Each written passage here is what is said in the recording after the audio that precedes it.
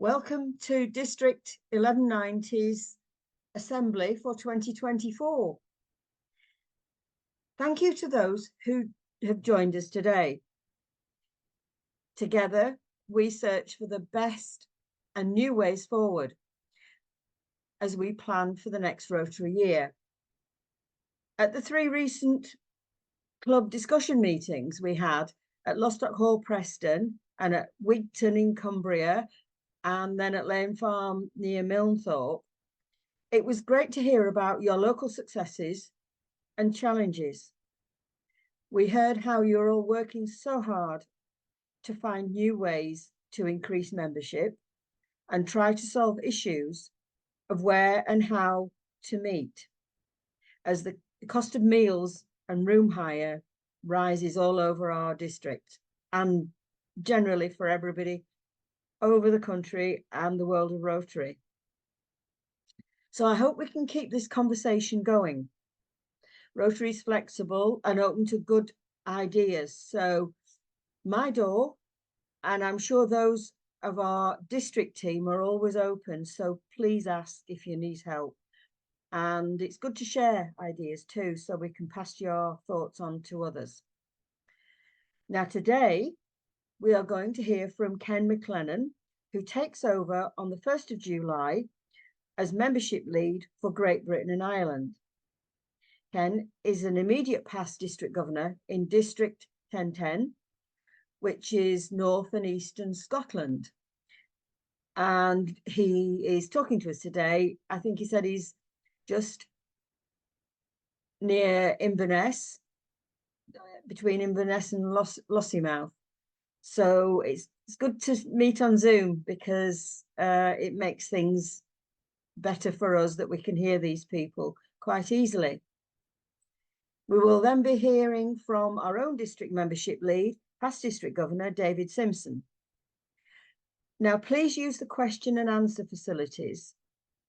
It's at the bottom of your screen. It says Q&A rather than the chat box. And then you can put a question to any of our presenters. As we get to each end of each session, we can answer those questions. And I think Malcolm can bring you in if you wish to talk to the presenters directly. About 12 o'clock, there is a 10-minute comfort break. After that, take your seats with a fresh brew to hear some good advice on local wildlife projects from Ben Hargreaves, who works in the Lancashire and Manchester area for the Wildlife Trust. We hope to finish on or before 1 o'clock after watching a short video about Wombles. So firstly, let me hand over the platform to Ken McLennan. Thanks. Ken? Well, good morning, everyone. A delight to join you all this morning, certainly from a sunny northeast Scotland. So I've got a nice slot on membership, and people keep saying, can we stop talking about membership? So let's try and see why we talk about it. I'm going to share my screen, but there will be plenty of time for questions, and encourage you to put your questions in the Q&A, and I'm sure somebody will keep an eye on them so that everybody gets a chance to ask. There is plenty of time for that. So here we go. I'm going to share my screen. So hopefully people can see that. And I've deliberately called it, it's not about membership, it's about experience. And we'll come back to that. We'll build up to what we mean about experience. But why on earth do we talk? Why do we talk about membership? And I've got four numbers on the screen: 1250, 300, 1800, and 81. What on earth? What's the relevance of that for your district? Well, round numbers, that's somewhere around where you are today, 1250. The great news is the 300 are the new people that you've brought in the last 4 years in district. And that's the 300 you've brought in so you could stay at 1250. So if you hadn't brought them in, well, you can do the arithmetic as well as I can. So what is 1800? Well, if no one had left in the last 4 years, and this is allowing for those that have gone on to higher service, you would be at 1800. And what's the 81? In 10 years' time, 81 of you will be under 70. 81 out of 1,250 will be under 70 in 10 years' time. So we do need to do something about membership. And if I looked at that, I actually looked at these numbers for Britain and Ireland, and the top number was 35,000. The new people were 11,000. And if no one had left, we would be at 52,000. And we'll talk about that. So why do I use 4 years? Some of you will have heard about North Star, where we want to have 60,000 members, not new members, just 60,000 by 2028. And these numbers, I said, are in the last 4 years. And guess what? It's 4 years till 2028. So we can see that things are possible. The great news is we can recruit members. But we need to return to growth, because that 35,000 in Britain and Ireland, it's only 6-7 years, it was 40,000. And we've been 60,000 before. But at the end of the day, there's only 3 ways to grow. That's to attract new members, engage them and keep them. And as always, we need new clubs, because at the end of the day, we do lose clubs. So we need to form new clubs and new ways of doing Rotary, new ways that are going to attract new people into our organisation and what they want Rotary to be. So there's only 3 ways. It's pretty simple. But what's the relevance of this picture, a revolving door? Jennifer Jones, who's our worldwide president last year, said Rotary's a revolving door. And what she meant by that was half of our new members leave within 3 years. Half of our new members leave within 3 years. So they come in the door, but all of a sudden, they're back out the door again. So what do we need to do to keep them? Perhaps we need one of these where there's only one way in and sorry, there's no way out. But to stop people going out, we need to do things differently, and we'll come on to that. But why do they leave? What's in the tin that we are selling? Is what's inside the tin the same as the outside? And if I looked at an example, if you bought one of these panettones, you know exactly what's inside the tin. You know what to expect, and it's exactly as it was sold to you. But if you opened a panettone tin and found a tin of beans, what would you think? So what do our new members think when they join? Is what we've told them that Rotary is about, is it exactly what we've sold them on the outside of the tin? And not, as somebody said to me, Ken, well, maybe it's a has-been. But there we go. So let's make sure we create that. So the future is now. We need to move forward. If we don't, the viability of Rotary in Britain and Ireland within the next 6 years is doubtful. So we've got to grasp and we've got to do something now. And whatever we do is part of our plan. And Rotary's plan has only got 4 elements. Increase our impact, do more, expand our reach, have more people supporting us, have more people doing what we do. Enhance participant engagement, give them things to do, projects that they want to do in the way they want to do it. And of course, increasing our ability to adapt, our ability to change, our ability to move forward, our ability to do things differently. And everything we do can fit under these four headings of increasing our impact, expanding our reach, enhance participant engagement, and increase our ability to adapt. The world needs Rotary. Never has it been more relevant when we see what's happening in the Middle East, when we see what's happening in Sudan, when we try and finish off the polio endemic once and for all, as we promised the children of the world that we would do. So the problem we have is, you know what this is.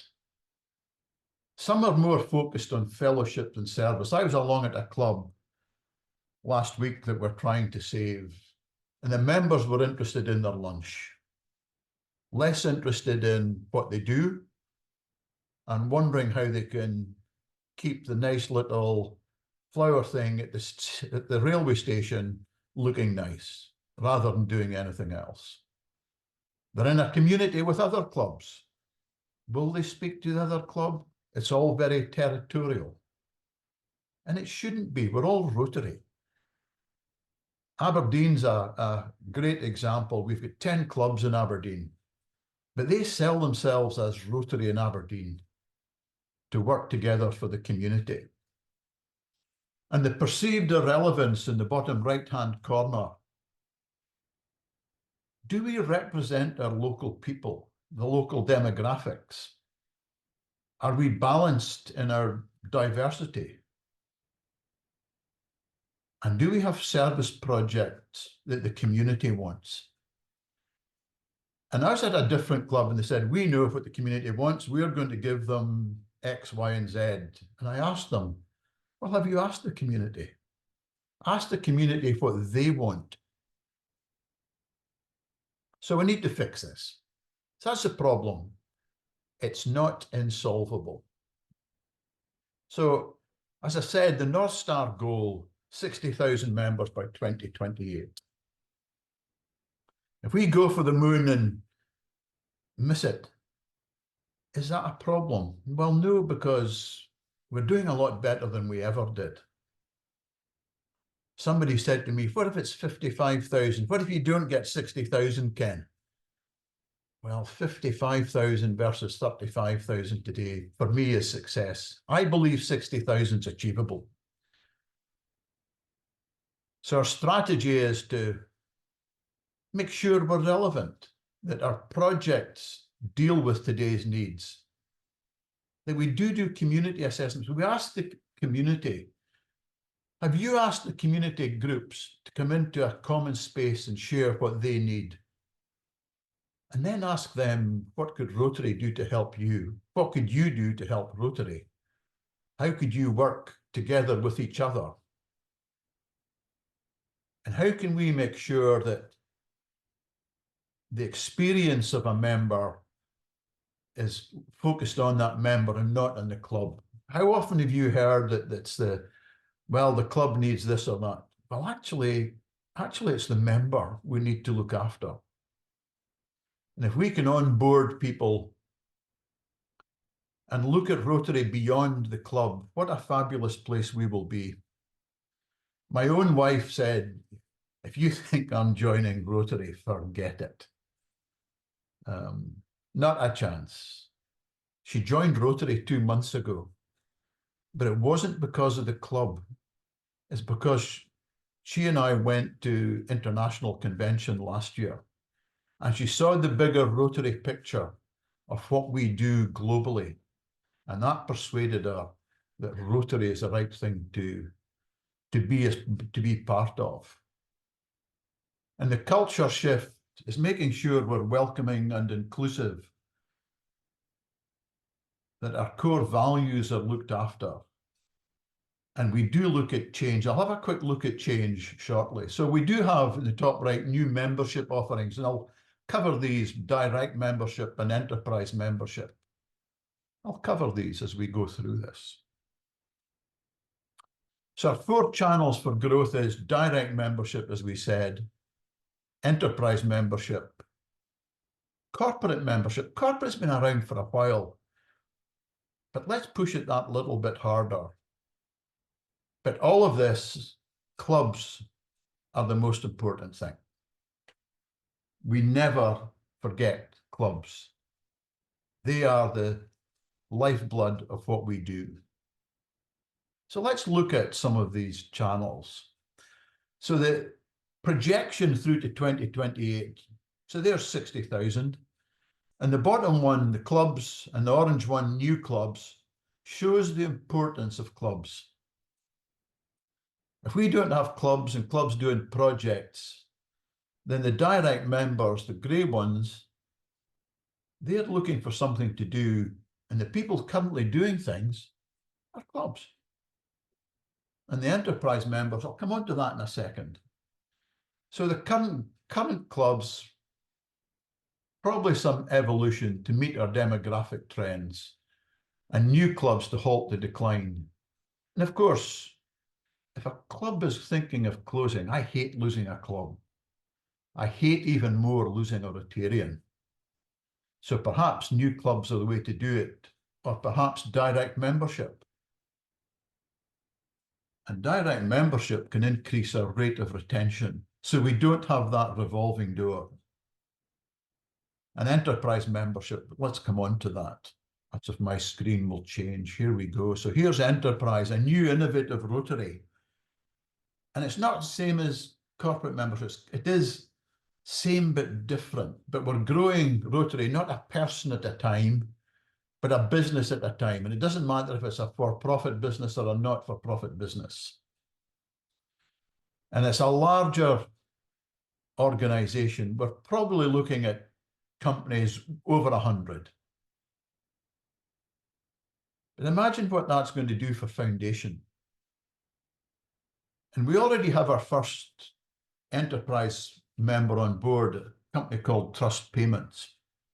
And they've agreed that they will sponsor 125 Rotarians, of their people, of their staff to be Rotarians. They'll pay it. They'll pay the bill. They actually asked us for 500. They asked us for all the staff. And we said, well, let us walk before we can run. 125 new Rotarians. And for them, they get their corporate social responsibility. Trust Payments were actually giving their people 2 days a year to go and do things in the community, but they couldn't measure it. They couldn't say to their annual report, we've actually done it, and this is the value we've added. But imagine what it does for some of the younger people, even some of their older people on their resume of some of the work they've done, some of the social part of their resume. And they can access Foundation as well as anyone else, because at the end of the day, they are Rotarians. And a lot of our new people, when we ask them what they want the opportunity for leadership, but they also want the opportunity to learn. And what better way than the Learning Centre for personal and for professional development? I'm amazed every time I look in the Learning Centre as to what's available. And you imagine being transferred anywhere around the world and you can just walk in and get a group of friends immediately available. I know I've tested that in various places. I've lived in Brazil, I've lived in South Africa, I've lived in Johannesburg, I've lived in Luanda and Angola. And the ability to walk in is fantastic. So that's enterprise. We're not asking the clubs or the district to develop the enterprise model. It takes, the lead time for doing this can quite often be 6 months. So we've got a special team in Alcester to look exactly at that and to help develop enterprise membership. Direct membership. So we've had direct membership for a few years now. And it was recognized at the convention in Houston as the second fastest growing club in the world. But the particular thing is, we don't orient people into the club environment. We orient them into the world opportunities that Rotary offers.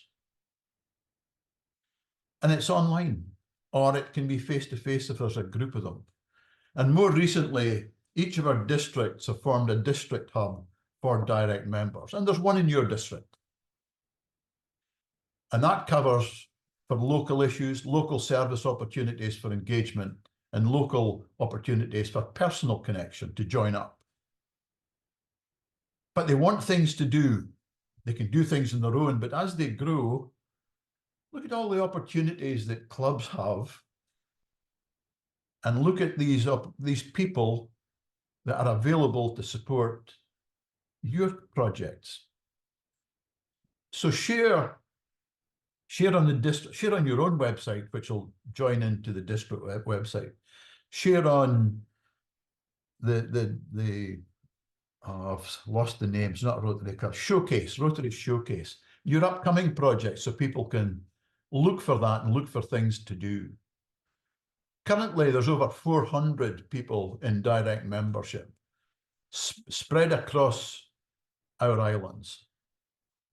Great way for growth. And for retention, it's becoming more and more important when people say, I actually have somebody just now who said, I just can't, the club's not giving it to me what I need from Rotary.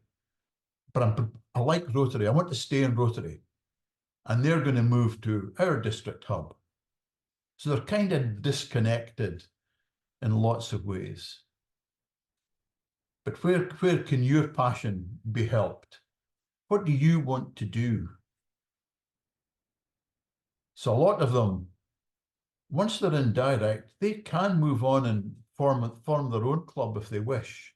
Can you imagine, you can actually have a satellite in your district hub and then spin them off into another one, should they want.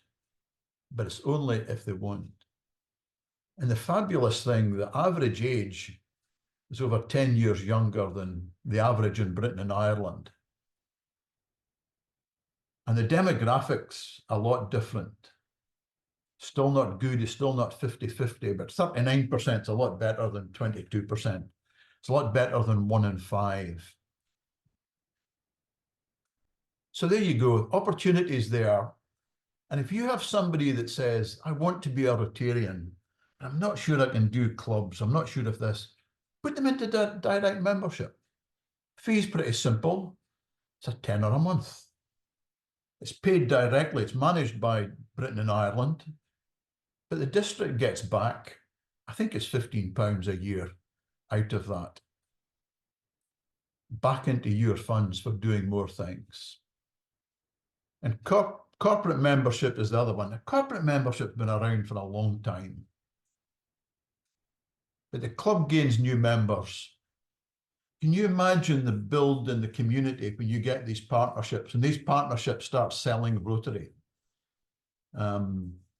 District Governor Joy Palmer Cooper, who's in 1030 in Northeast, she's in Alnwick Rotary Club. I think they've got 10 or 11 corporate members from the restaurant they visit, from the academies, from the schools, from one of the local National Trust places.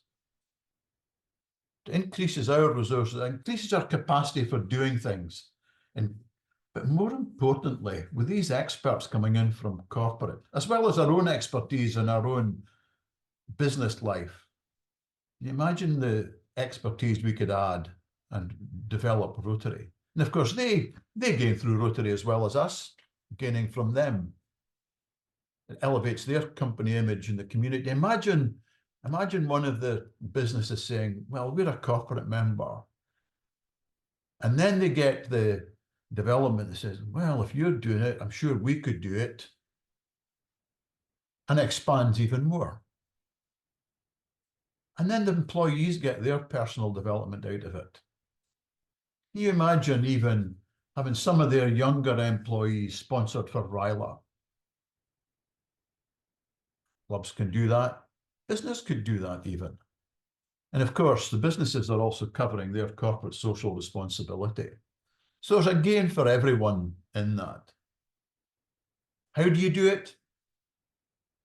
but just go and ask. Go into the company and talk to the boss. Ask to talk to the boss. Promote Rotary. Stress the corporate social responsibility and the personal development benefits. There are support materials being developed at the moment, and they will go on the GB&I website. Some of it under North Star, most of it will go on, it'll all be cross-linked, either on membership or under the North Star part of our website. But most important is clubs. So you know which clubs want to evolve, and then some of them, no, we're not going to change. And guess what? Well, they're not going to change. They're not attractive to new members, and they're just going to die unless we help them. But we've got to promote the wider world of Rotary that the club offering alone doesn't offer. And how often have you heard somebody in the club saying, no, you don't need to go along to the district conference. No, you don't need to go along to this meeting here today. Well, they do. They do learn so much more. But new clubs are more likely to enhance the identity and the relevance to the community. They're more likely to be saying, well, I think I can do something different. I can do something more. I have a community of Polish people in the south side of 1010, our district in Scotland North, and they want to do something. And they found out they can do it better through Rotary than any other way.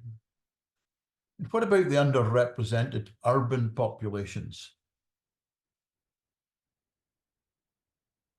One of the demographics, and there is a demographic analysis available for your district. So what about the populations with 5,000 or more people that don't have a Rotary club? I was just doing a demographic analysis for South Wales. They have 10 clubs with populations under 2,500. And rural areas offer people that personal connection, sometimes through e-clubs, sometimes through passport clubs. I actually know some Rotarians who drive 40 miles each way just to go to Rotary, and the benefit of that. But let's support the clubs who do want to change and do want to have new members. And it's all about, we talked about the club experience right at the beginning. It's all about the experience. It's all about meeting enjoyment, when members have fun, and more importantly, when they feel they're being included. When somebody comes along, the cliques that sit in some of the clubs disappear. People are invited in. They don't have to sit at the back. They're asked to speak. They actually feel as though I actually belong in here. Confidence in club leadership. That leaders ask all new members, and not just all new members, all members for their ideas. And they're trusted to make good decisions, and good decisions that involve all the club. And the decisions are not just made by perhaps a club council and the rest of the club is just told. It's all about personal growth. People feel that the club offers them ways. So your newest member in your club, what part of Rotary in your club do they lead? And if they don't, what are you going to do about it at club assembly to change that? And if a new member does something and takes it up and leads, the probability is they'll do it different. But at the end of the day, it's not wrong, it's just different. The youngest president in GB&I a couple of years ago was 24. Which 24-year-old would you allow to be president? And it's all about connections. When people feel that they belong, people feel that the relationships they build in Rotary, and not just in the club, but across Rotary, across the district, across Britain and Ireland, Who in your district is the next Rotary Worldwide president? It's possible. There we go. We've got Gordon McAnally from these islands as world president. Who's your next one? Who's your next one that's going to take over from Kath? Not next year or the year after. What about the year after that? And how are you grooming them? How are you developing them to do that? And of course, it's all about meaningful service. Have you got one project a year? Have you got no projects? Are all members included? Some clubs have got Rota Kids, but not everyone's involved in Rota Kids. Some people have got the fireworks. Fantastic, that's once a year. How are we giving meaningful service throughout the year? How are we making a difference in our communities and in the world? It's all about engaging members all the way through and making them feel as though they're included. And I talked about change, but you've got to assess first. Assess where you are. You've got to know where you are. And if you're changing, there's got to be a design for that change. So what are we going to do? How's it going to be different? Have we tested it? And once we've done that, we'll put the various parts of the building in place, the part of the blocks, and then we'll implement it. But none of that's any good if in 2 years' time we've just dropped back to where we were. The echo chamber in some clubs, the people that say, well, we've never done it that way before, turn it back. So it's got to be sustainable, and we've got to assess. So in the assessments, you need to understand where you are to begin. And is your club what I call I-cubed, inviting? Is it inspirational? And is it irresistible? So I saw Kath had the word irresistible up in her background. I think Stephanie Urchik, she uses it, our incoming world president. I accused her of stealing that word from me, but she wasn't that impressed with that. But you need to understand your club's culture so you can understand where you are. What is your starting point? If you don't know your starting point, how do you know if you've actually changed anything? And when you do think you've changed, how can you look back and say, well, that's where we were and here's where we are now? How do you know what's done? Why it needs to be changed? And of course, as part of the build, how and where are you going to change it? And how are you going to compare it with market needs? What do I mean by that? What should Rotary look like and feel like? Well, we can ask the Rotarians what it should look like and feel like. But if you're like me, you're today's person. You're not tomorrow's person. So we need to ask people who are inspired by what we do, who want to join this fantastic organization, and ask them what Rotary should look like and what Rotary should feel like. And then let's change Rotary to what they need, what they want, because they're the future. And there's ways of assessing it: annual member surveys, types of assessments, club health check. There's so much in the Learning Centre. There's plenty of it. If you look on the Britain and Ireland or Rotary International websites about, just look at membership and some of these things.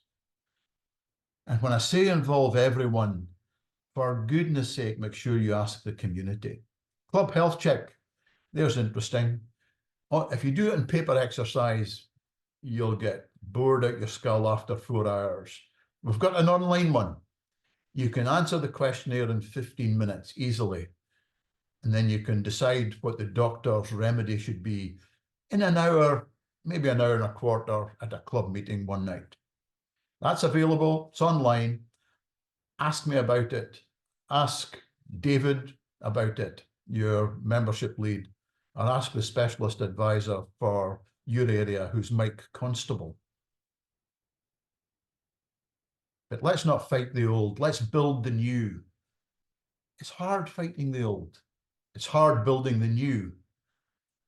But for 60,000 people, How will we know if we're successful? How will you know if you're successful? Well, we'll get moving forward. We won't decline in membership again. Might do this year, shouldn't do next year. We won't turn things round immediately. But everything we do reflects better on our membership offerings, our diversity, our community's demographics, and our project engagement, the things we do in the world. What's our next eradicate polio on the big scale? But more importantly, in your district, what is it? What's that big project, or your club? And think about the collaboration if we all join together. And just imagine what the increased benefits of what's given to the foundation can do for the world. And of course, all of that gives us so much better fulfillment and satisfaction, personally, professionally, and just in what we give back. So here's some considerations. Get that clear vision. Plan for 1,000 more members. Why do I say 1,000? Well, if we're going from 35 to 60,000 across Britain and Ireland, 25,000 increase. Guess what? There's 24 districts. So look for 1,000. Here we go. And start your journey. What are you going to do on Monday? I'll let you off for the weekend. What are you going to do on Monday? Not next week. What are you going to do on Monday to start that journey? And I'm really happy to take questions. I'm going to stop sharing there. So there is one question. Are corporate members expected to attend weekly weekly meetings? No. No, the actual attendance rule disappeared quite a while ago. I've got a member in my own club, 2 members. They're never at a meeting. Who's first in line when it comes to the fireworks? They are. Who is the first when it comes to shelter box? The pair of them. Who organises Santa's sleigh? They do. They're valid Rotarians. They give back when they can. One's a factor on an estate, a local business estate. They can't make meetings every week. And we've actually changed so that we don't even meet at the same time. We meet lunchtime one week, evenings the next week. If you come along to the lunchtime meetings, guess what? You don't have to have a meal because you've got to bring your own if you want one. What's the cost of corporate membership? Same as your own club membership. It's no different. Corporate member there's a couple of options on that. The main one is one person is signed up as a full-time Rotarian and they can bring in another 3, and the word associate's wrong, but another 3 people who can join in. And of course, if the business is really keen and want to develop the people, they can pay for as many as they want if they really want to. So whatever your club fees are, so direct membership's a tenner a month. Why should it be any different? Club choose, it's up to the club to make it. It shouldn't be any more. I've heard some clubs wanting to charge a premium for corporate membership. I don't see any reason for that. What other questions have we got? Yeah, we've got Annette Ranson's got her hand raised. I'll open it up so she can ask you directly. Absolutely. Annette, how can I help you? Apologies, I didn't mean to raise my hand. I must have touched my button. Apologies. So have you got a question or? No, sorry. I just must have hit the button while I was writing. Okay, no worries. You know, we've still got 10 minutes, so we've still got plenty of time for questions, I believe. Or am I going to get an easy time? Come on, Can I ask you? It's Sure. Kath. What is the most important thing our clubs can do today? Most important thing your club can do is go and assess where you are. Go and ask your current members Go and assess what they want. Go and ask if they're enjoying every aspect of Rotary. Go and ask them what they would change. Go and ask them, just go and ask them what the club should be doing. Is the format right? Is the cost base right? One of the things, and the reason I use cost base is, so 120 quid a year for membership, that's fine. £1,000 a year for a meal is maybe not fine for people. So what does the club want? Go and do one of those assessments. Go and do one of your own, but do something. But don't be frightened of change. That slide I had on change had 2 words in the middle. And that 2 words was engage people. Engage people. Ask them what they want. Ask the community what they want. If your club says, I don't know where to get members, go and ask them, go and ask people out there in the community, what should Rotary look like and feel like? This talk is available, anonymous attendee, to as many people as you want. It's all being recorded. And if anybody wants to hear the story, I'm really delighted to share it anywhere, anytime. You're allowed to actually put your name, anonymous attendee, if you wish.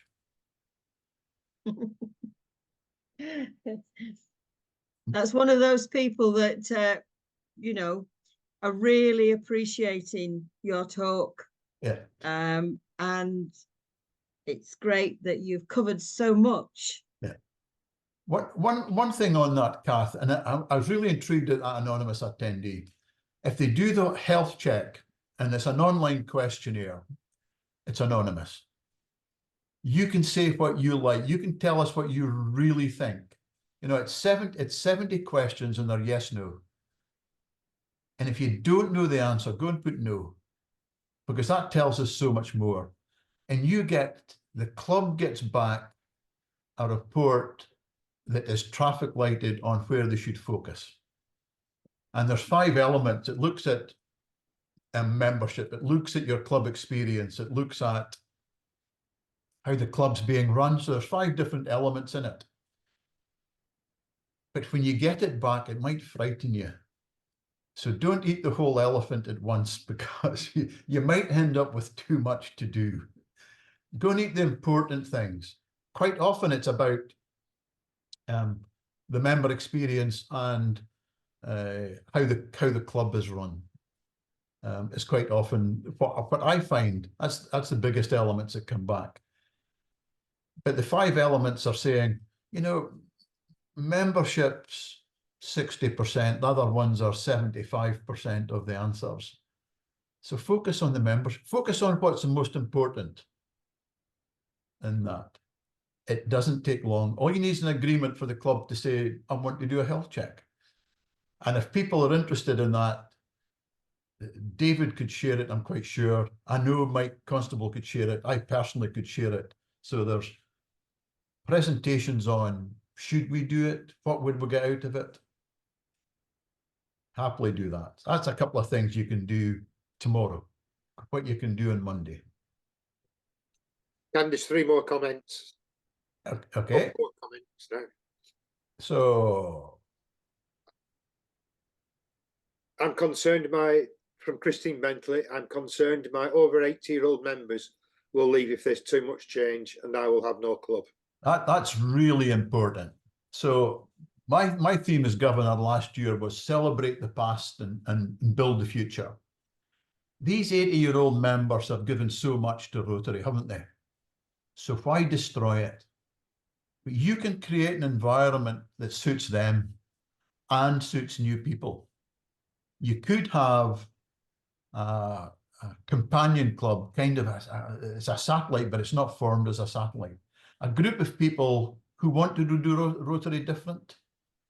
Leave the 80-year-olds, let them do what they want. My own club, we've got people like that. So what they can do is they can go and have their lunch every week or dinner every week, if that's what they want. Don't destroy that. But create the opportunity for new people as well, in a way that they want to do it. So the options are there. A satellite group, I've heard so many different names. I get annoyed at the names, because at the end of the day, it's all Rotary, isn't it? Don't destroy what they've got out of it. There will be casualties with change, but not everybody. People, the 80-year-olds have given so much to Rotary, they want to continue Rotary, but they're not fit to do it. Sometimes they're just saying, look, I like Rotary so much, but it's also the only time I get out for a meal in a week. So don't destroy that. Let them have that meal. Let them call it Rotary. And if you're doing your Rotary every 2 weeks, well, that's fine. But let them do what they want to do in their weekly meeting. Perfectly fine. The presentation is available. I can happily send on the presentation. I may have to start a new club. Absolutely. And David Simpson's here to help you, as is Mike Constable as the specialist advisor for the 5 districts up in the north. I'm here to help. Could a number of clubs get together for a satellite group? Yeah, it's called direct. Because if you put people in direct membership, they can support any club they want. And they've got access to a Rotarian, if they pay a tenner, they can visit any club they want anytime. They can't form a satellite group. A satellite club is affiliated to one club particularly, but that doesn't mean they can go and do things with other clubs and have an allegiance to other clubs. And they've got access to them all.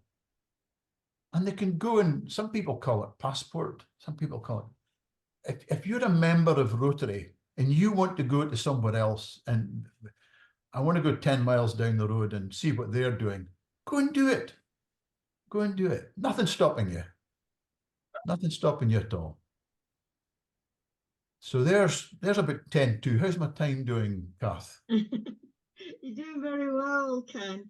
And it's amazing. I was just thinking the members are mulling over what you've been saying, and the cogs are working.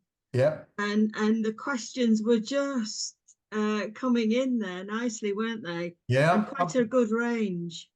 You know, and if there's a district council meeting, I'm happy to come back. I'm happy to be at a conference, as is any of the specialist advisor team, Kath. Yeah. Yeah. I mean, I think our members that are here are totally appreciating your presentation, and it's something that we could use, you know, clubs could use and show it at one of their meetings. Sure.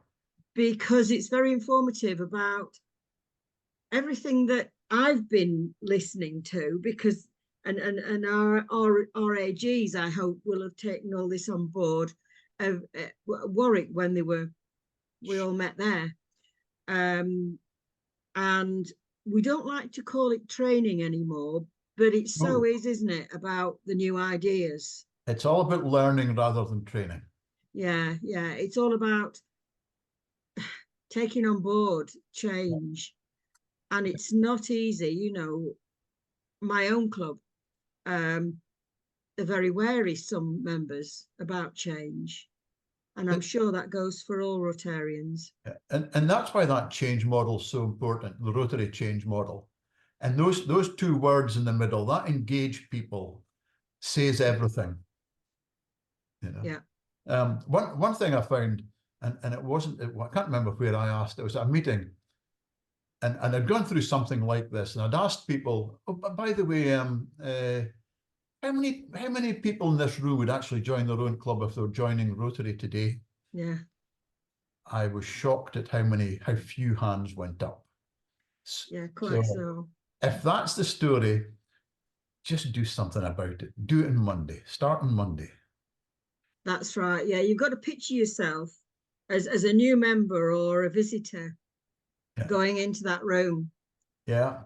And what would they think? How would the effect of everybody have on them? Yeah, it's quite an important thing that you need to discuss. Your members need to discuss it. But I just come back to reinforce that point. What should Rotary look like and feel like? go and ask somebody that's inspired by what we do and wants to join this organisation. And let's make it equal to them. I've just looked at a comment. We've got David Baxter, who's actually in 1040, so we've got a Yorkshireman amongst us. Oh, I love it. fantastic. Fantastic. Yeah. So yes, nice to have you here, David. I'm glad you've enjoyed Ken's presentation, Ken's amazing story about the way forward and what we should do. We've got some with a hand. We've got two people now. I wanted to ask questions live. Okay, so, yeah, let them in. Thomas. Right. Hi, can you hear me? I can hear you fine, Ray. First of all, thank you for your very illuminating and challenging presentation. I'm part of the team with Dave as lead as regards membership from my own club and other clubs as well. One of the things that you have highlighted, which obviously runs through many of your discussion points, is that of involvement with the community. Yeah. And I still think that time and time again, when we're out there in the town, in the community, when people are seeing what we do, we're lucky in a sense in Lytham because we have Lytham Club Day every year. We have the fantastic festival, and we've been involved, including our own FY8 Totally Rotary group, that is a very active group and goes forward very much so with different projects that we support and vice versa. But I think, as well as all the other things, I think that certainly becoming involved in the community and the community seeing what we do, I think that's very, very important. Even with simple tasks, and we've done those, whether it be picking up litter or involved with other sort of simple projects, people see us, and being seen, I think, is one of the most important things. And completely agree with that. Other clubs do that, Ken. Yeah, I completely agree. But don't be frightened to ask community what they want. Correct. Not what the club thinks they want. Yeah, yeah. And Paul Roberts is in the questions. I'll share my presentation with Kath and with David after this. That's very useful. Thank you very much. Thank you, Ken. Thank you, Ken. Is it a question from Tony Thornham? Tony, you're on mute. Hello, good morning. Good morning. Totally agree with the presentation. Sorry, are you hearing me correctly there? Perfectly, thanks, Tony. Thank you. I was wondering if you had had the chance to reflect on the changes in the community that you, to my mind, correctly emphasised we should be asking what we should be offering. There have been substantial changes in the UK community. Sure. I can go and speak to the local rugby club, golf club. Everything with a club in the name is struggling to recruit members because apparently people just don't want to leave their houses. Sure.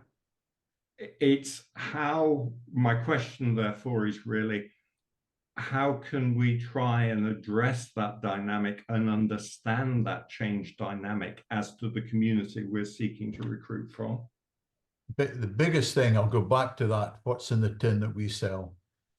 You know, are we selling a tin of beans? Are we selling a panettone cake? What does the community want that we could offer them?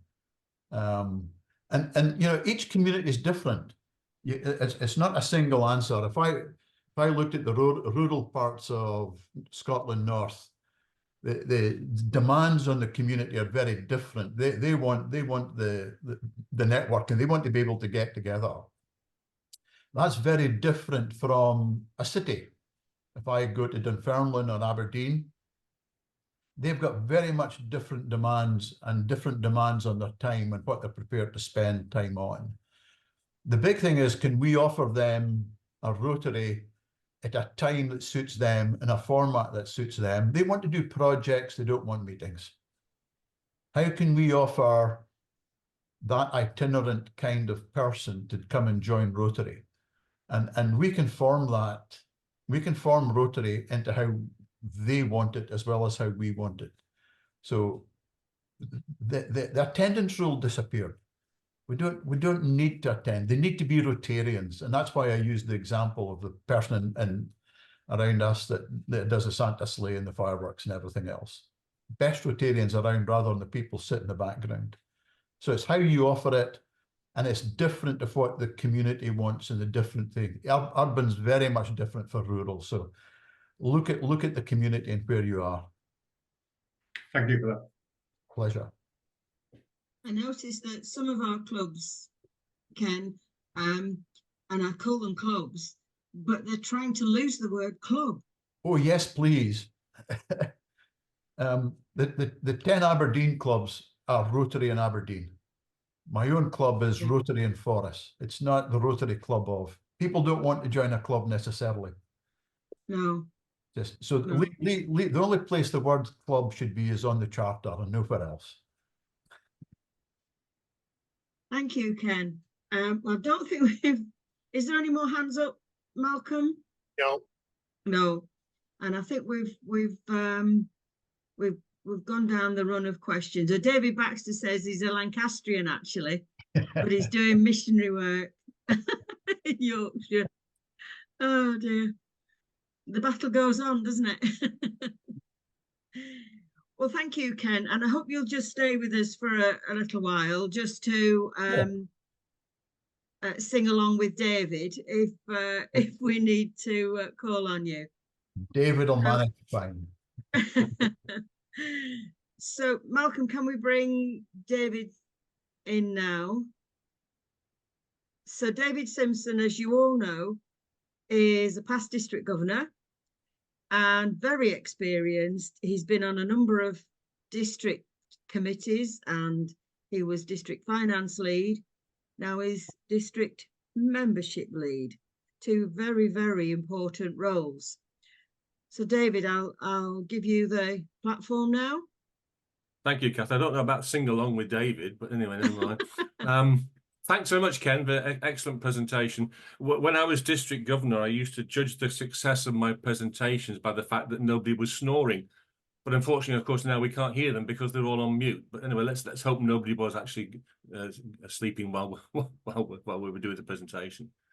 Aren't we lucky, really, to be members of such a fantastic worldwide organisation as Rotary? They always quote 1.4 million passionate individuals in over 46,000 clubs. And I think it's difficult, it's important that we consider and always look at the wider view. So did you realise that over 8,000 clubs probably meet on the same day as your club does? That's roughly 270,000 Rotarians meeting up for Rotary on the same day as you. 270,000? In my estimation, that's enough to fill Old Trafford almost 4 times. You know Old Trafford, of course, it's the home of Manchester United, the best football team in the world. But we'll go on, we'll move on from that.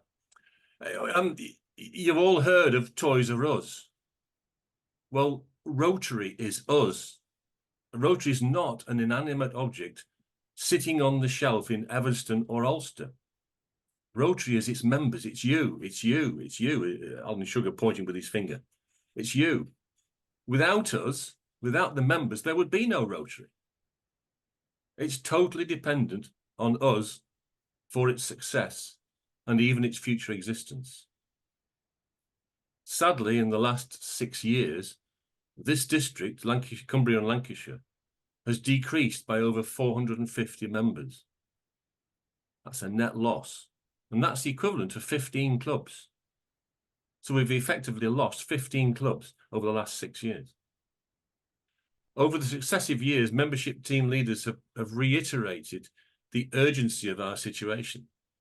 It's now becoming pretty critical. As Ken has already said, the vast majority of our members are over 70. So what's going to happen in the next 10 years? Many of them will disappear from Rotary for one reason or another.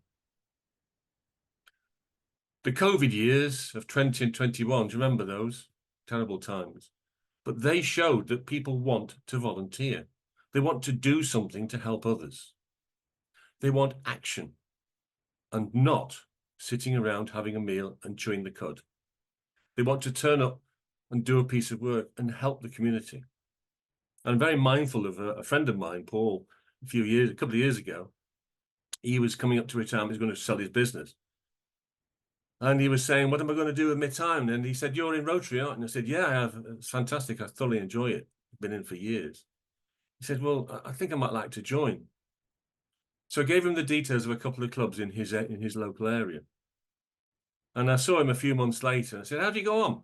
He said, well, I don't know how to put it really. He said, but I turned up at the prescribed time and we sat down and had a meal. That was it. Nothing happened. We didn't do anything. He said, so I went to the other club that you'd given me and I turned up and I sat down, had a meal, but we didn't do anything. We didn't actually do anything to help the people. So he had decided that he wanted to help the community. So he became a meter and greeter at the local hospital. He now turns up at the prescribed time, puts his coloured T-shirt on and helps people straight away, does the job, then he goes home. And I think what we have to remember now is that it's the 3 Ps: projects, produce, people. I think we've all experienced it recently with like the Santa Sleigh and as Ken's mentioned, the bonfire nights. People come along and help out. They want to help. So we have to do something to change our ways of attracting people from outside our organisation. And sadly, my experience over the years I've been in, is Rotary is almost a secret society. We don't tell people what we're doing. We don't tell people what we've done. We don't even tell other clubs what we're doing, never mind the district team. We need to boast about our successes more. Use the PI team and the district to assist you.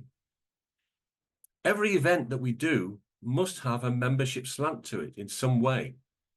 Handing out leaflets, a brief mention about Rotary when introducing the event or when closing it.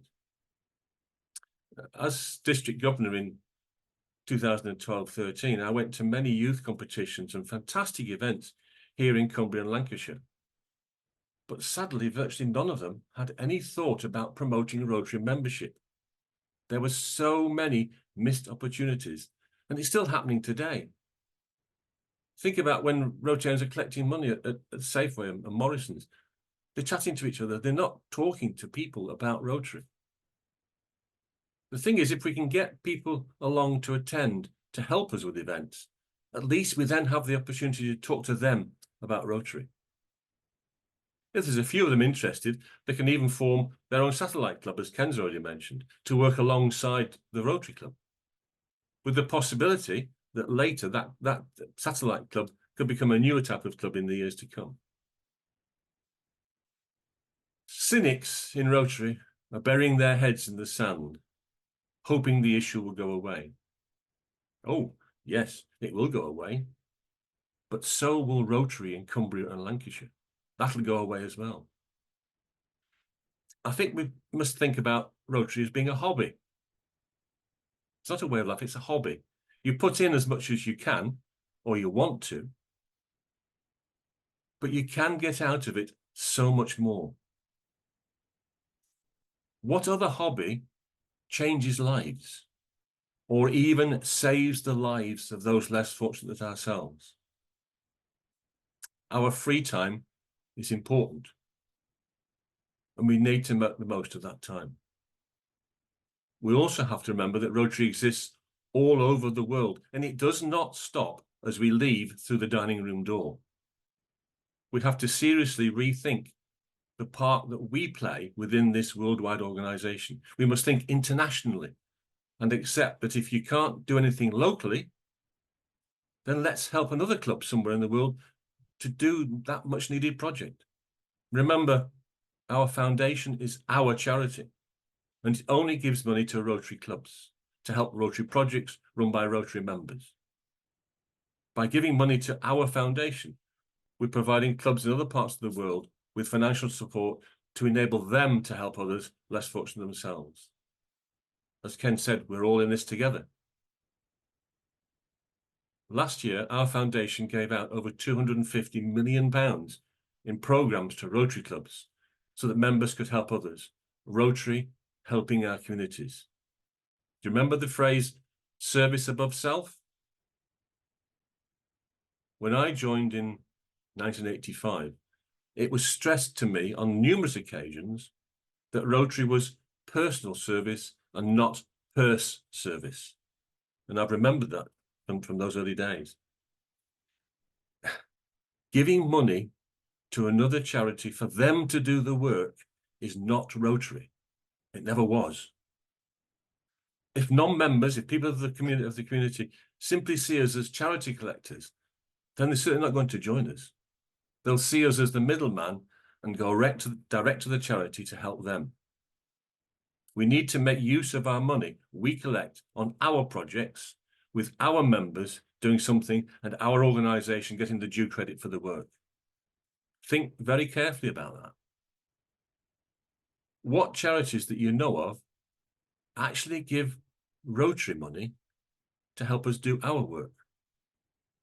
I can't think of any other than the Bill and Melinda Gates Foundation, who have invested hundreds of millions of pounds in Rotary for the polio campaign.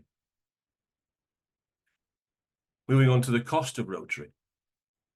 With regard to our subscriptions, we need to emphasise the fact that as members, we pay to cover the cost of running Rotary. It doesn't come out of the donations like it does for every other charitable organisation. In effect, it's our personal donation to Rotary. And it's actually less than £3 a week in most cases, or 43 pence a day. And of course, we all know what 1 cup of coffee costs in Costa. It seems to be a big feature of what members talk about when they're trying to get new members. But that's a very important way of introducing it and explaining it to them. By having a subscription, of course, this means that every penny donated to Rotary is used to help others. And it's not used to pay the £100,000 salary of some chief executive or the countless paid staff or their car expenses, etc. Ken has outlined a variety of ways in which people can become members of Rotary. It's our responsibility to make sure that it is as appealing to them. We really have to look inwardly at ourselves and how we go about our Rotary work. Cynics, sadly, their eyes come alive at this point. They don't want to change. They don't want to possibly forego a weekly feed. They don't want to give up a chinwag with their mates on the same table every week. They actually don't want to do much at all. Helping others takes some effort. And cynics are very good at moving backwards when it comes to rotas. They suddenly find it interesting to move that last piece of vegetable around the plate rather than look into the eyes of someone needing help. Excuses rule, okay. Done that before, too old, very busy with my allotment, looking after my neighbour's cat, etc., etc. As the question has already been raised, would you join your club today? Would your club be able to satisfy your needs to help people locally and throughout the world? Or does it just stand outside Morrison's or Sainsbury's collecting money to give to the charity, like I've just said, for them to pay their chief executive and use whatever is left over to help those who cannot afford to pay their bills and eat? We must make sure that we are appealing to non-members in both meanings of the word appealing. The district membership team has been working hard in the background this last year to prepare our support to help you over the next 3 or 4 years. Ken mentioned direct membership, and we have Wendy Aldred, who is responsible for that element. And Ian McTurk is looking after corporate membership, or business membership, as I call it. It's easier to remember it like that. We also have a district representative in most of the different areas of the district. Give them a call if you need more information. They want to help you. And while I'm on that point, we still need representatives for North B, Central B, and South East B. I've been asking for at least 8 months now, and I can't believe there isn't one member from any of those clubs who is interested enough in the future of Rotary to come and join us. There's no quick fix, of course, for this membership issue, I'm afraid. We've been ignoring the problem for the last 15 years, so it'll take some time to reverse the trend. Let's hope we're not too late. The district team are producing some leaflets and handouts to guide you and prospective members to make sure the reasons for joining us are obvious and strong. The first one is this new concertina leaflet. It doesn't show it very well on the screen, unfortunately. It's a little concertina leaflet that will be available at the district council and district conference. And the two updated booklets on corporate membership and retirement are both being reviewed and should be ready for that same meeting. They're ideal for candidates for membership. Those of you here today must go back to your clubs, overcome the cynics, and push for something to be done now. Try the club health check, as Ken suggested. And as he also suggested, the district team is here to help you all. You just need to ask, and we'll see what we can do to help and support you in paving the way to attract more members. Over the last couple of years, we've had a district membership grant, and a number of clubs have taken the opportunity to access additional money to help them with their membership drive. Hopefully, we'll be able to continue that over the next Rotary year. Remember that old saying, if you always do what you've always done, you'll always get what you always got. Do nothing, and that's the end of your club. Not necessarily this year, but very soon. Do nothing, and that's the end of Rotary in Cumbria and Lancashire. We don't want that to happen, do we? And remember, the most successful way of recruiting new members is to look them in the eye and ask them personally to join us. People of action. That's the strapline at the moment that Rotary is telling everyone. People of action. Let's make sure that we are people of action. Thank you for listening. Thank you very much. And back to you, Kath. Thanks, David. That was great. Very to the point as usual, and such a good pitch on membership. I noticed there's been one or two comments come in. And there's a question from Ian Petty. Are the concertina leaflets being circulated to all clubs, or do we have to request them? They will be available at the Junction 36 for the council meeting and then the conference in the afternoon, so you can come along and take as many as you want. If you want any, just get in touch with me and I'll send them through to you. We're not sending to all the clubs because obviously the cost of postage for initially, in case clubs don't want them. But yes, if you want a few, just let me know and I'll send them through. Yeah, I mean, we are trying to get new leaflets, aren't we? Yes, really... I think it's something that's very. There's obviously a debate about printed matter, but at least with if you can give something to somebody physically, then they can take it away with them and think about it in their own time. Yeah, yeah. There is some a couple of leaflets. One on it was a retirement leaflet, and there's one on corporate membership, isn't there, that we're updating? That's right. Yes, just, Ian's been working on those, and they'll be at the printers now. Right. Okay. So we need to let our members know that particularly the corporate membership leaflet, because we've just been talking a lot about corporate membership. Yeah. And I know Ian did send that out in the original format as a digital, so that can be sent out quite easily, can't it? As a... Yes, but we're having some printed as well, Kath, so the clubs can come along and take them. Yeah, that's good. And then the retirement, because obviously, who do we target for new members? And it's probably easier to target the newly retired people. Yes, it's I think a traditional club will find it very hard to introduce members of, say, 20 and 30 and 40 years of age. They need to be looking at people coming up to retirement and saying, look, you're going to retire, come along and help us. But it goes back to what I was saying originally. They've got to have something to do. If you've got projects running, you'll get people along to help you, and then you can get a chance to talk to them and say, well, look, we've got a leaflet here about retirement. Have a look at this and join us. Join Rotary, best organisation in the world. Yeah, you don't get new members just by sitting having a meal, unfortunately. No.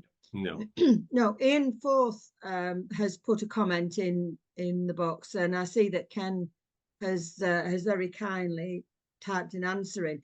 But Ian's comment is we need to create a community by talking about what we do, which is so rewarding. I mean, it's down to good PI, isn't it? And getting the message across. And I know the 3 meetings that we had, particularly the one at Lostock Hall, we were asked about banners and how to get the message across, and it's all down to websites and banners, isn't it? That really. Yeah, so we've got a very, very good PI team. It's led by Val Robinson. There is a trailer which has a lot of information in it that's available to any club that wants to come along and take it away and use it at an event. It's just a question of coming and getting it, really. Yeah. The trailer, you can book the trailer with Brian White. Yep. In Carlisle. It has a load of information inside it. We'll make sure some of these booklets as well are in there as well for clubs to hand out. Yeah. I'll just go through the now working my way down the questions or the comments. Ian Forth says, would fellowship be a better word than club? I don't know. That's a tricky one, isn't it? I don't know. What do you think, Ken? Use anything but club. Just don't add anything. Just say Rotary and wherever you are. Yes, the new format with the Rotary emblem and the word Rotary in big. Yeah. All you need underneath it is the name of the club. So we've got Rotary Fleetwood. It doesn't mention a club. Exactly. I think most of the clubs now are doing that when they're doing the new promotional material, publicity material. Just Rotary and then the name underneath without the word club. Sadly, of course, we've all got lots of shirts and jumpers and fleeces that have the Rotary Club of. So as those wear out, we have to replace them with the new ones. But I mean, sorry, Wendy's made a comment here. There'll be new leaflets on direct membership at Rotary Fest as well. So there'll be everything will be covered with things to take away. Thanks for that, Wendy. And Ian.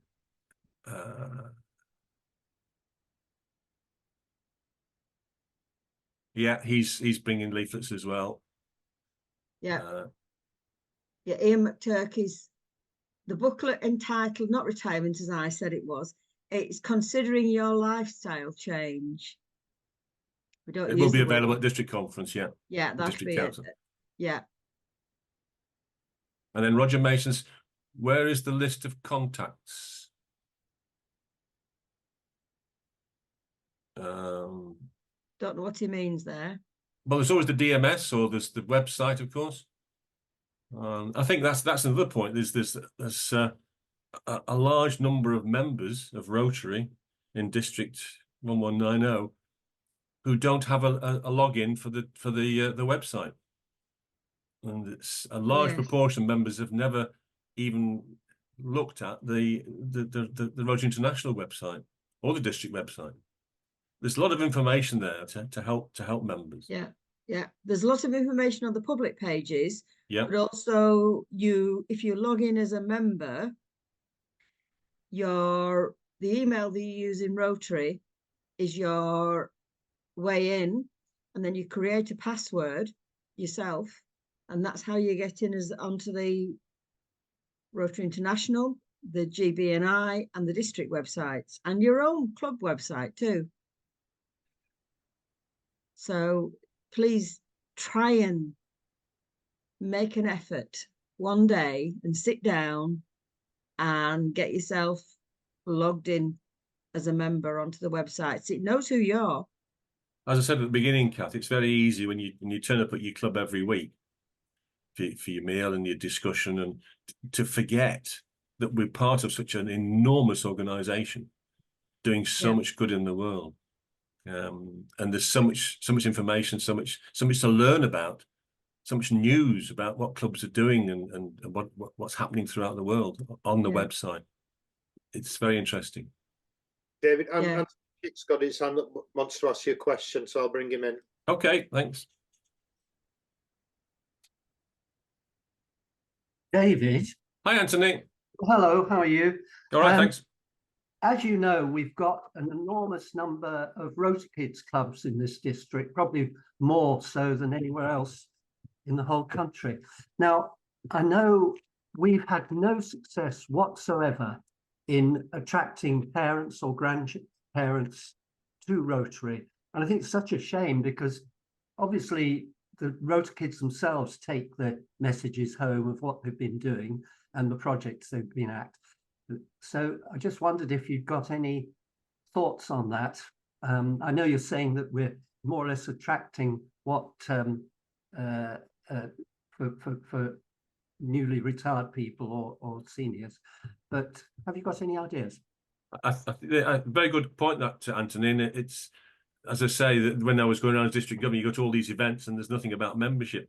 But hopefully this little concertina leaflet, I'm trying to show it a bit better there. It opens up like that, and then you've got all pictures and text.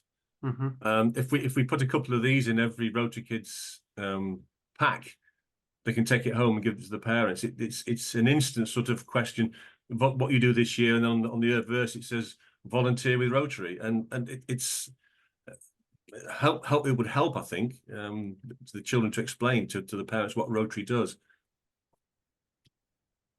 Thanks very much.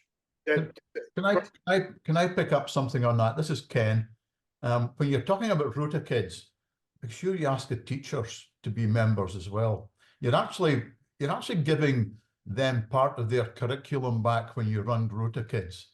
And we have some clubs in our district where they've got 3 or 4 teachers in the club as well, because they pull them in, they see the advantage and they see what's being given back to the community, and even how they're developing some of the kids. So as well as the parents, look at the teachers as well. They might even become corporate members. You never know. David, Ian McTurk, question. Hi guys, can you hear me okay? Yes, thanks, Ian. Yeah, thanks very much. Not a question particularly, but just to promote, if you like, what both you, David, and Ken have suggested, which is we need to broadcast what we're doing, all the good stuff that we are doing. And that's what the Norwest magazine is doing.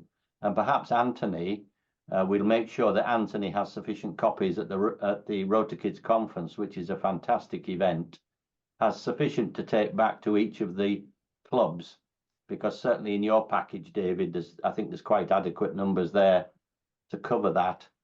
And just a note for all members, particularly assistant governors, that the Norwest magazine will be delivered to the District Council Rotafest event, so they can be distributed at that point.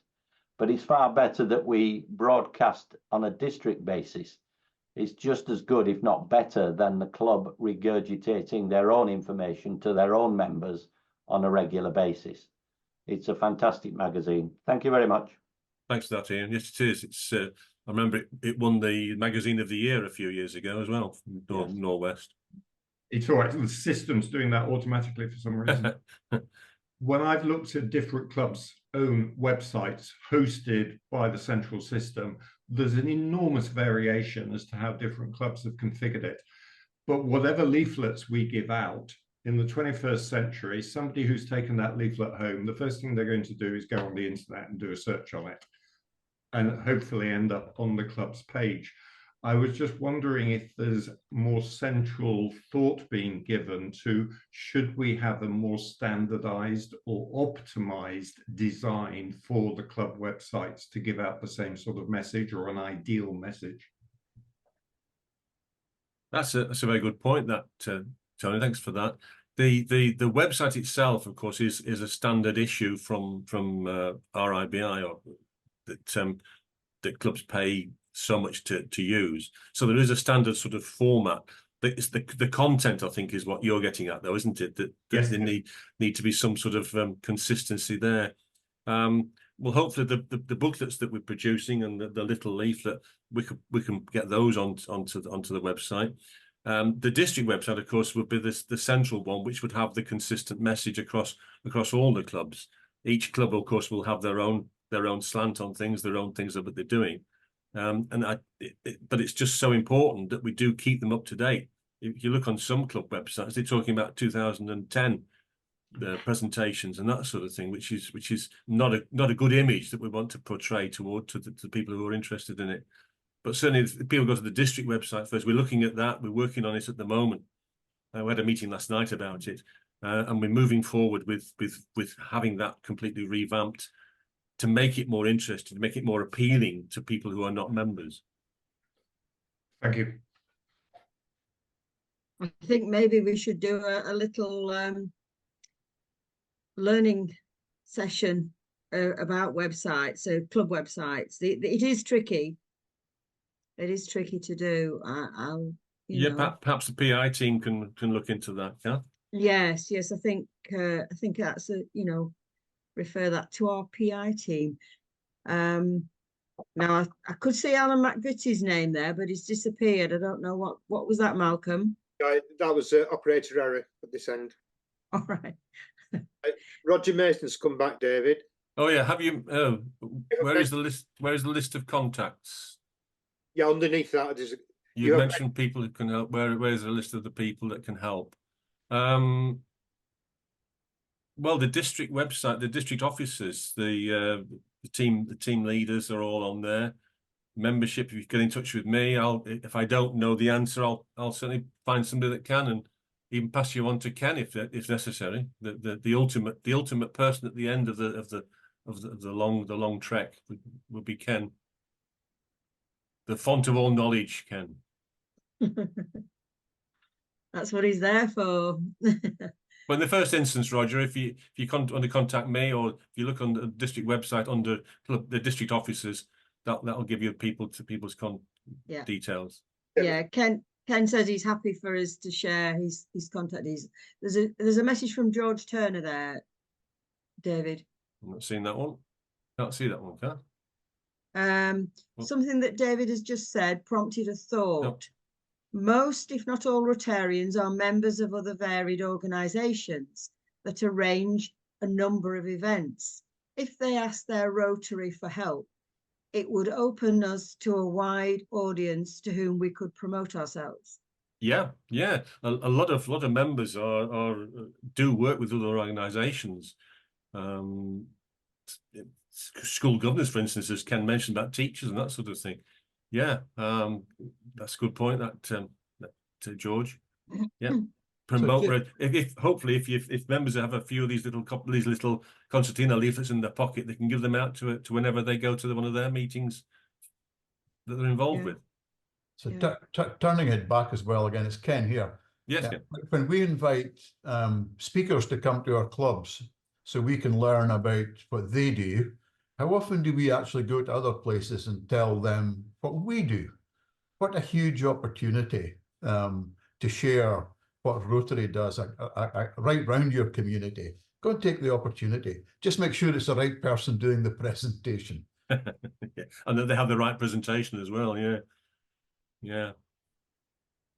That quite so. It's the message, isn't it, that you need, to get across, that we are open for business.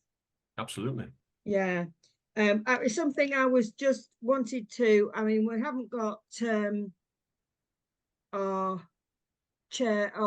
lead for foundation talking to us today, but I know John McGill would want us to say that our own foundation charity takes very little in percentage wise. And Yes. you mentioned, you know, giving to other large charities.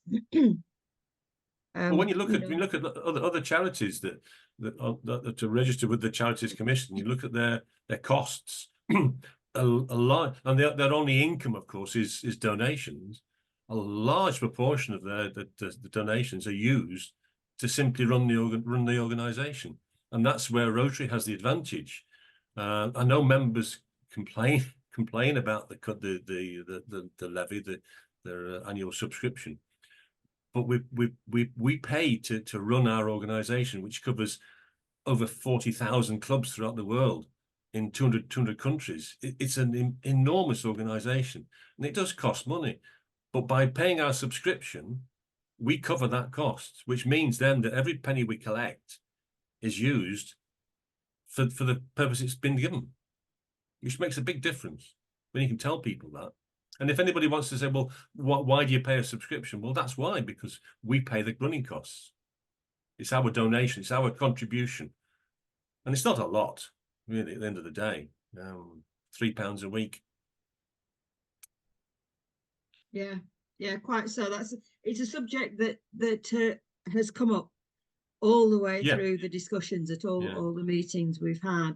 But any hobby you have, you're going to have to pay something towards it. And £3 a week for the benefit of being a member of Rotary and doing such fantastic work throughout the world, it's a reasonably fair charge, fair cost.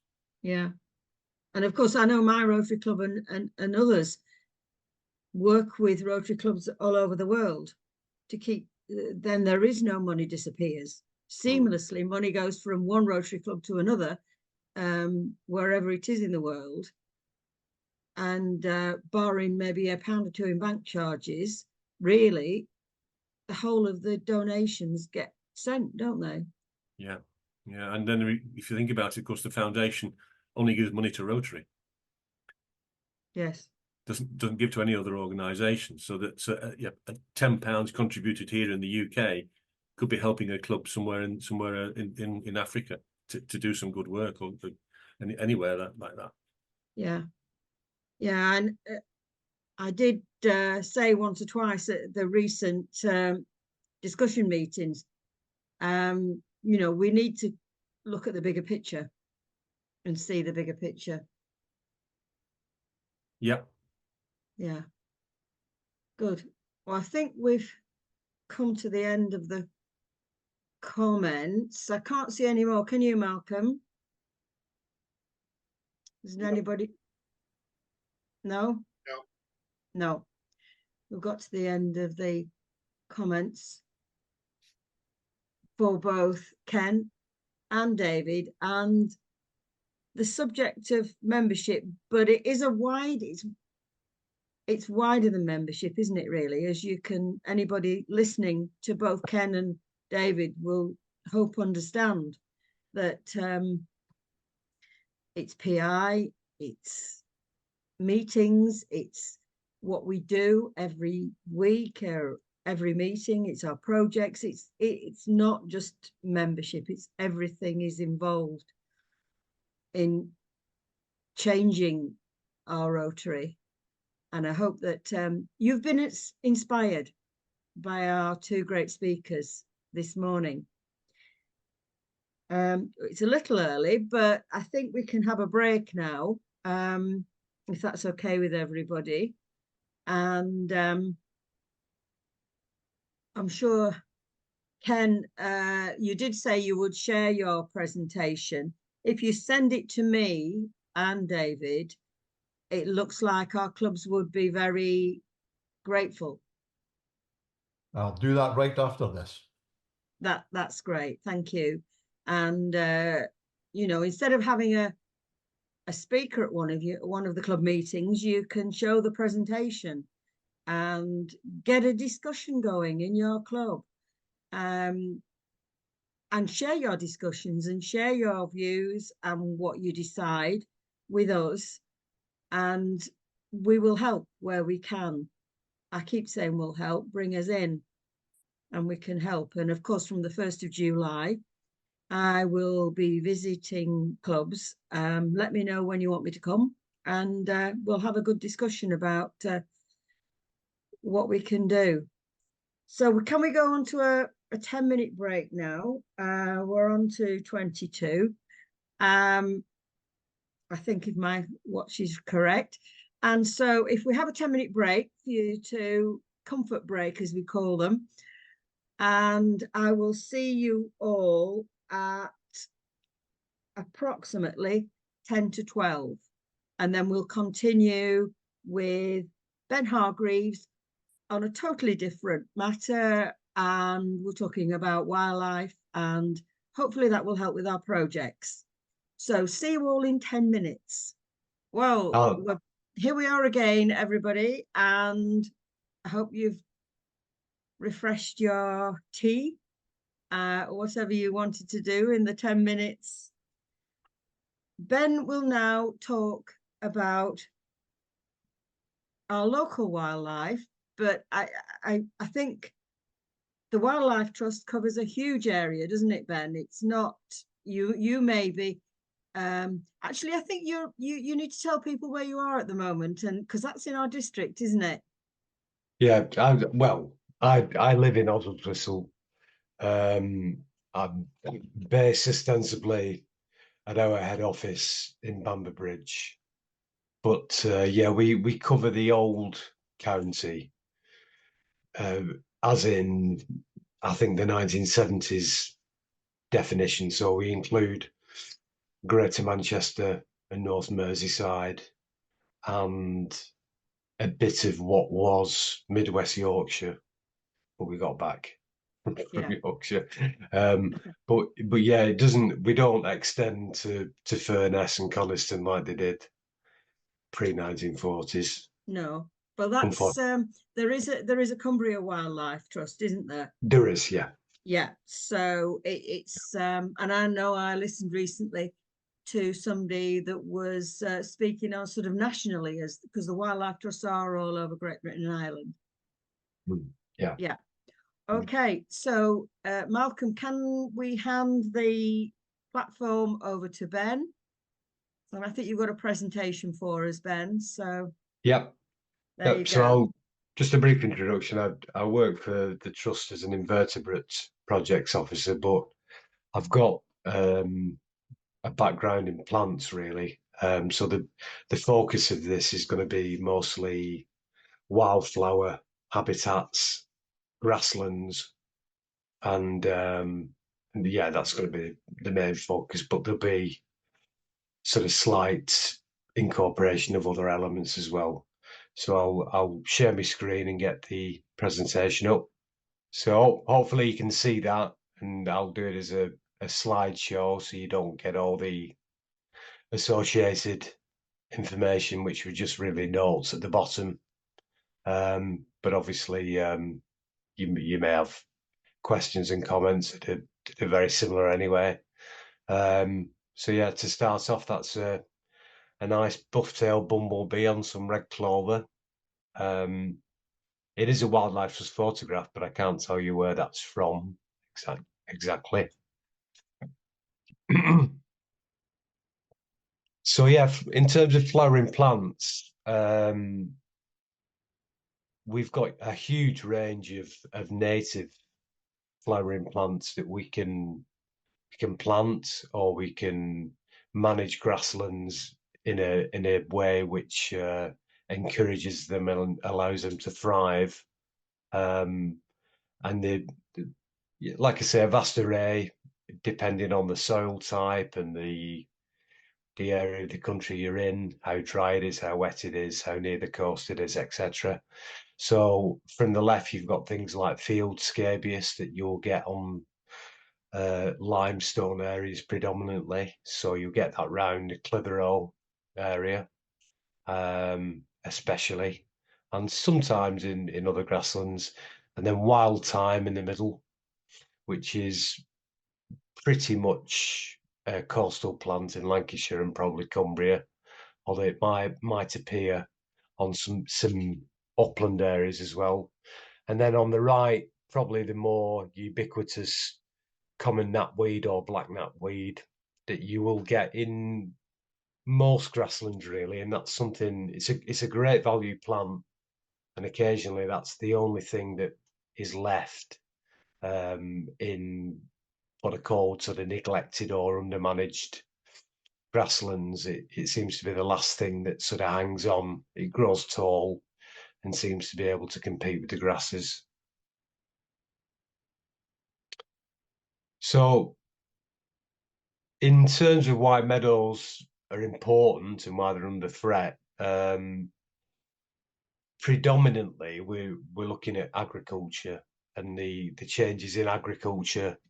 A lot of people quote the Second World War, and of course a lot of grasslands were ploughed in that period to increase our food production, understandably. But we really, the changes began, the vast changes far prior to that, in the 1800s, because we've been importing fertilizers a lot longer than that, and that's one of the reasons why we've got the decline in flowers, because the fertilizers favor grasses and other coarse vegetation rather than flowering plants. But even pre-1900, we were importing things like backguano from South America. So yeah, the changes are a lot longer in the tooth than is generally purported, or you might hear. But I would say organic applications, like, you know, a light application of manure is perfectly normal, really, and that's gone on for decades, if not centuries. It really is the liquid nitrates in agriculture and perhaps the poor application techniques. So for instance, it might only be possible to get onto the farmland when the field is very dry, and then immediately after that dry period and the application of the fertilizer, you might get a deluge of rain for several days, and that washes all the nitrates off the field. So you get minimal benefit to the field, and it ends up in the watercourses. So that's not ideal. But also something that's more pernicious, really, and something that's much more difficult to address are atmospheric nitrates from cars and from factories and things like that. And that is increasing, and it's having very, very noticeable effect, particularly on grasslands and heathlands, where the more delicate plants are easily outcompeted by the grasses which this favours. And on a sort of strategic sort of level, we're lacking the connectivity of grasslands, so they're becoming very isolated, or there's a lack of management between very good grasslands with more flowers in, so that's a big problem as well. So for a while now, all the wildlife trusts have sort of aspired to a living landscapes concept, really, and that's to look at the whole environment, not just nature reserves, which effectively can be ecological zoos in certain situations when they're very isolated, but to look at things like road verges, the railways, motorways, any service providers, and to look where they have green infrastructure under their management. And this will really help the connectivity. So if you've got isolated sites, you may have opportunities. This picture is in North Lancashire, possibly Bowland by the look of it, or yeah, I would say that's probably Bowland, and that's an example of areas where verges make a real difference to the local environment. So you also, by working on these sort of less orthodox areas, you increase the interaction between the different people who work on the habitats. So the land managers, whether that's National Highways, Network Rail, farmers, wildlife trusts, RSPB, whoever it might be, can interact more. So yeah, that's the aim of a project. If you're looking at grasslands, really, is to work with people and really to emphasise the diversity that you need, because it can be valuable to have a field full of dandelions. It really is at that time of year, because there's nothing else really growing, and to have areas with willow trees because there's just a shortage of flowers. But diversity throughout the year and a long flowering period is key. So some of the key areas that we've worked on in terms of grassland restoration are West Lancashire, Dalton and Skelmersdale in particular, areas of Preston such as Fishwick, if anybody knows that, which is on the west side, sorry, the east side of the A6, and East Preston. Many areas of Merseyside which have been sort of subject to some quite radical restoration. The verges, as mentioned, particularly the M65 and the A56, councils and private landowners, and yeah, just focusing on the widest variety of sites, which does include the biological heritage sites listed in Lancashire and local wildlife sites that you'll see listed for Cumbria if you contacted them. So in terms of, sounds a bit technical, but I'll try and make it less technical. The classic hay meadow type is a vegetation or a plant community which is called MG5, but you don't need to know that really. And that some of the major plants in that plant community are crested dog's tail, which you can see in the background really of this picture, the tallest grasses with almost like a dog's tail, which is a very fine grass, black or common knotweed, knapweed, but also as well as in the traditional hay meadow areas, you can find these sort of habitats and these grasslands in post-industrial areas. And even more interesting, you can find some very unusual plant communities. So you can have plants that favour very calcium-rich soils, and then you can have some very interesting plants that develop on alkali waste, on colliery spoil, on disused railways. Effectively, all these things, what they have in common is a low nutrient value, and that is the key to successful establishment of a diverse grassland.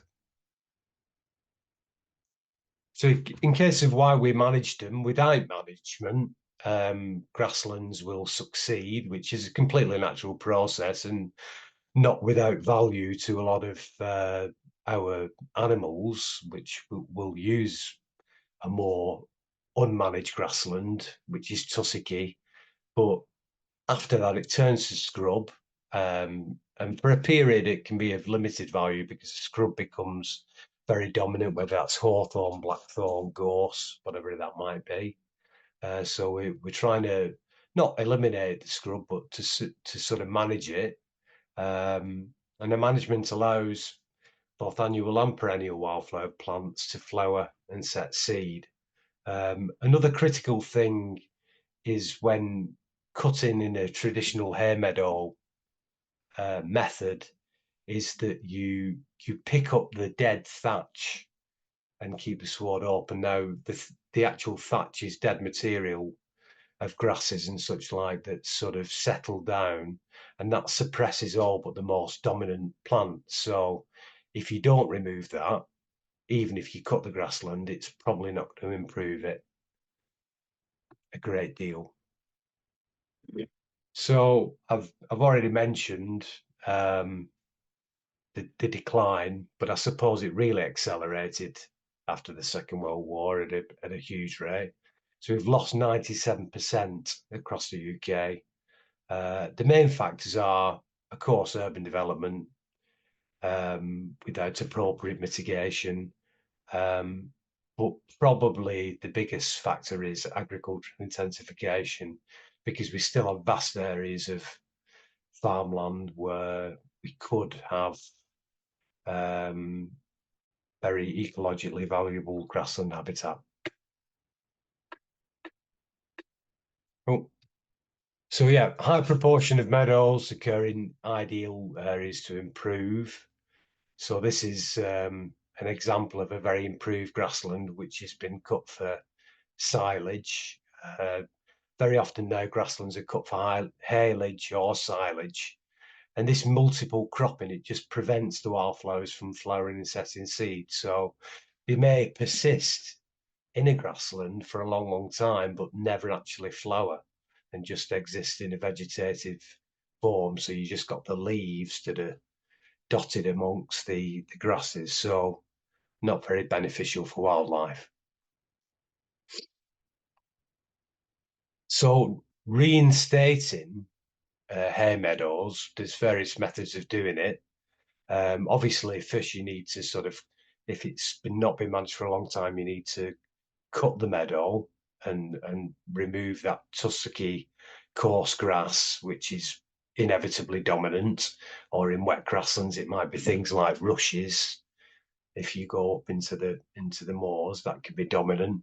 But once you've carried that out for a number of years, you can then consider sowing the areas with seed. That can be done by buying seed in and spreading it, or you can look at green haying, which means selecting a fairly proximal area of grassland that has a very flower-rich grassland, and taking some bales, breaking them up and spreading them over the grassland.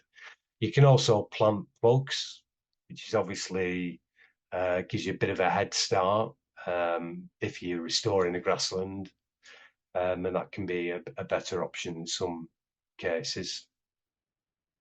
The other unorthodox way, which has been done very much in Merseyside, is soil inversion, deep ploughing. Now that's a really specialist technique, and there's not a great many examples of it.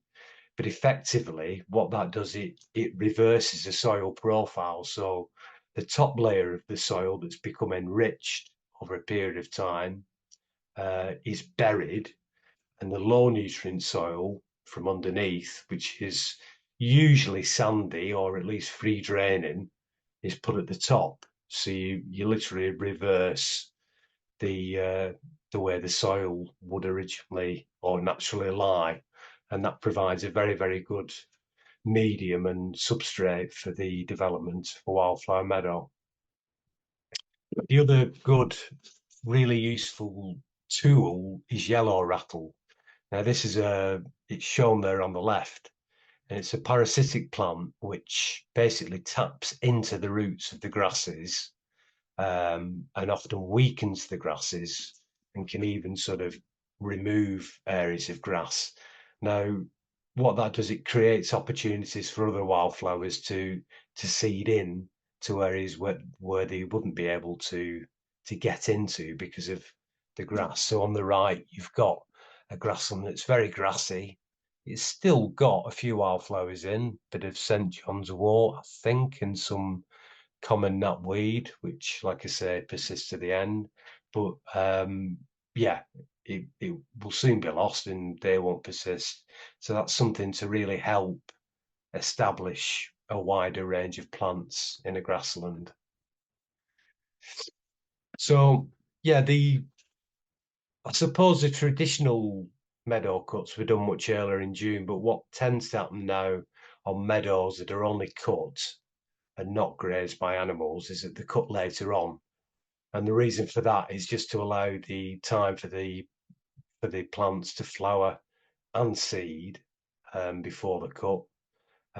Although on some of the soils which are richer or on much more neglected or unmanaged grasslands, you may need to cut them 2 or 3 times a year initially, just to check the vigor of the grasses, which over time will have become very, very dominant.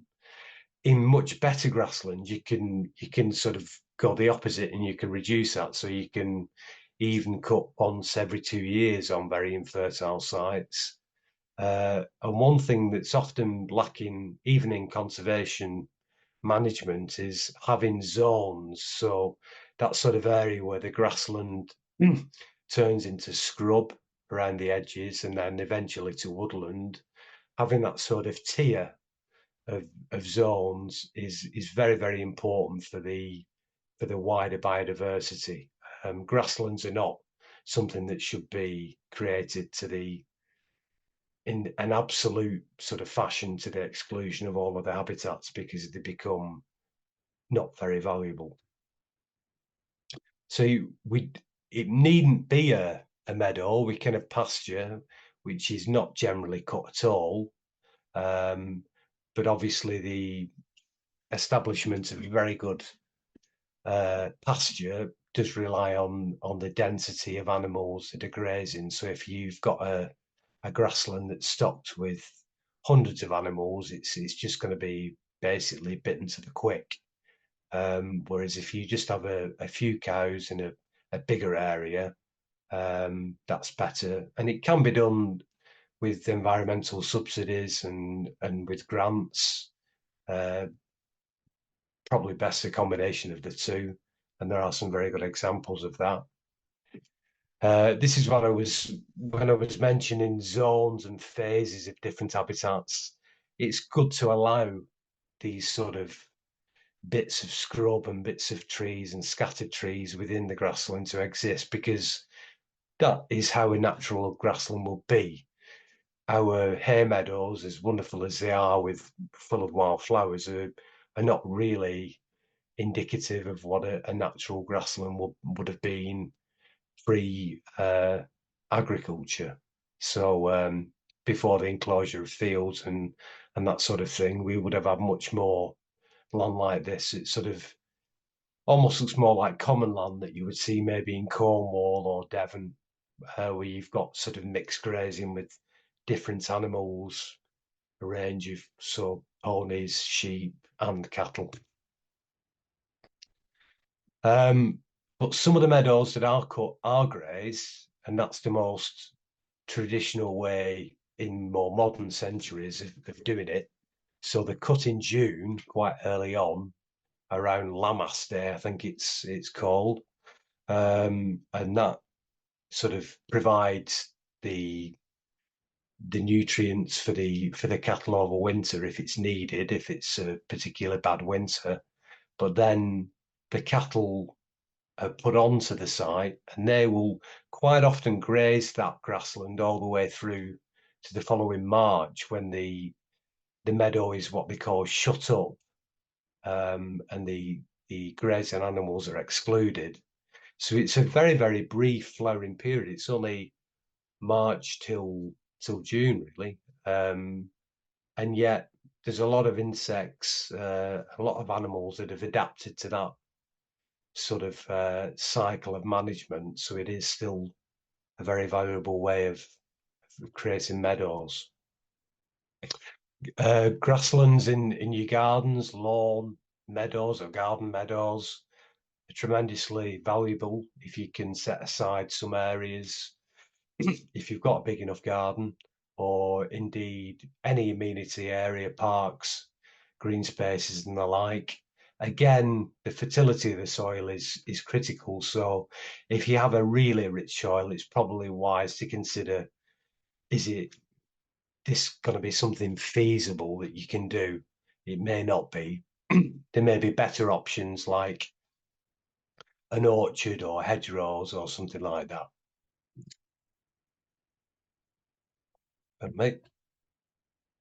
So yeah, this is just another example of not treating our grassland habitats in isolation, but to have more of a holistic approach. So you have undisturbed grassy areas that you don't cut, where things like bumblebees will nest in over winter.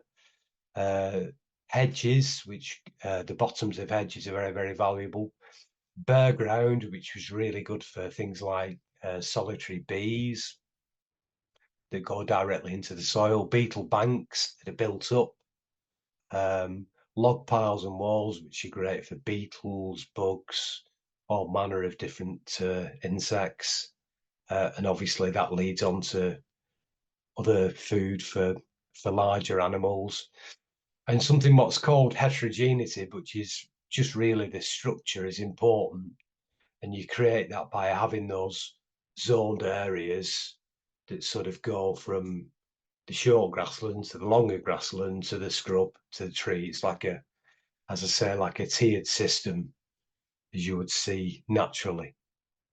So yeah, a lot of the work that we've done in West Lancashire and Merseyside has been on areas where there's very, very sandy soils, which are known as the, what's the name of them now? Well, they're superficial deposits of glacial, fluvial and windblown origin sands, Sherdley Hill sands, that's what they're called. And that's where they're distributed in West Lancashire and the coast. So you can see they're very extensive, but obviously a lot of those are going to lie under houses. And in fact, the deepest sand in modern Lancashire is in the Kirby area and just around the St Helens area, in areas, Prescott, in fact, being the most notable. So they're well under housing development. So obviously there's not much can be done, but surrounding areas may well still be sandy and suitable for creation of grasslands. So yeah, that's what you're looking to do really, is just to create something, some nice bird's foot trefoil on that grassy bank, and a bumblebee that's full of pollen, that's either flying off or flying in to make use of that. And that is the end of the talk. So I'll stop sharing.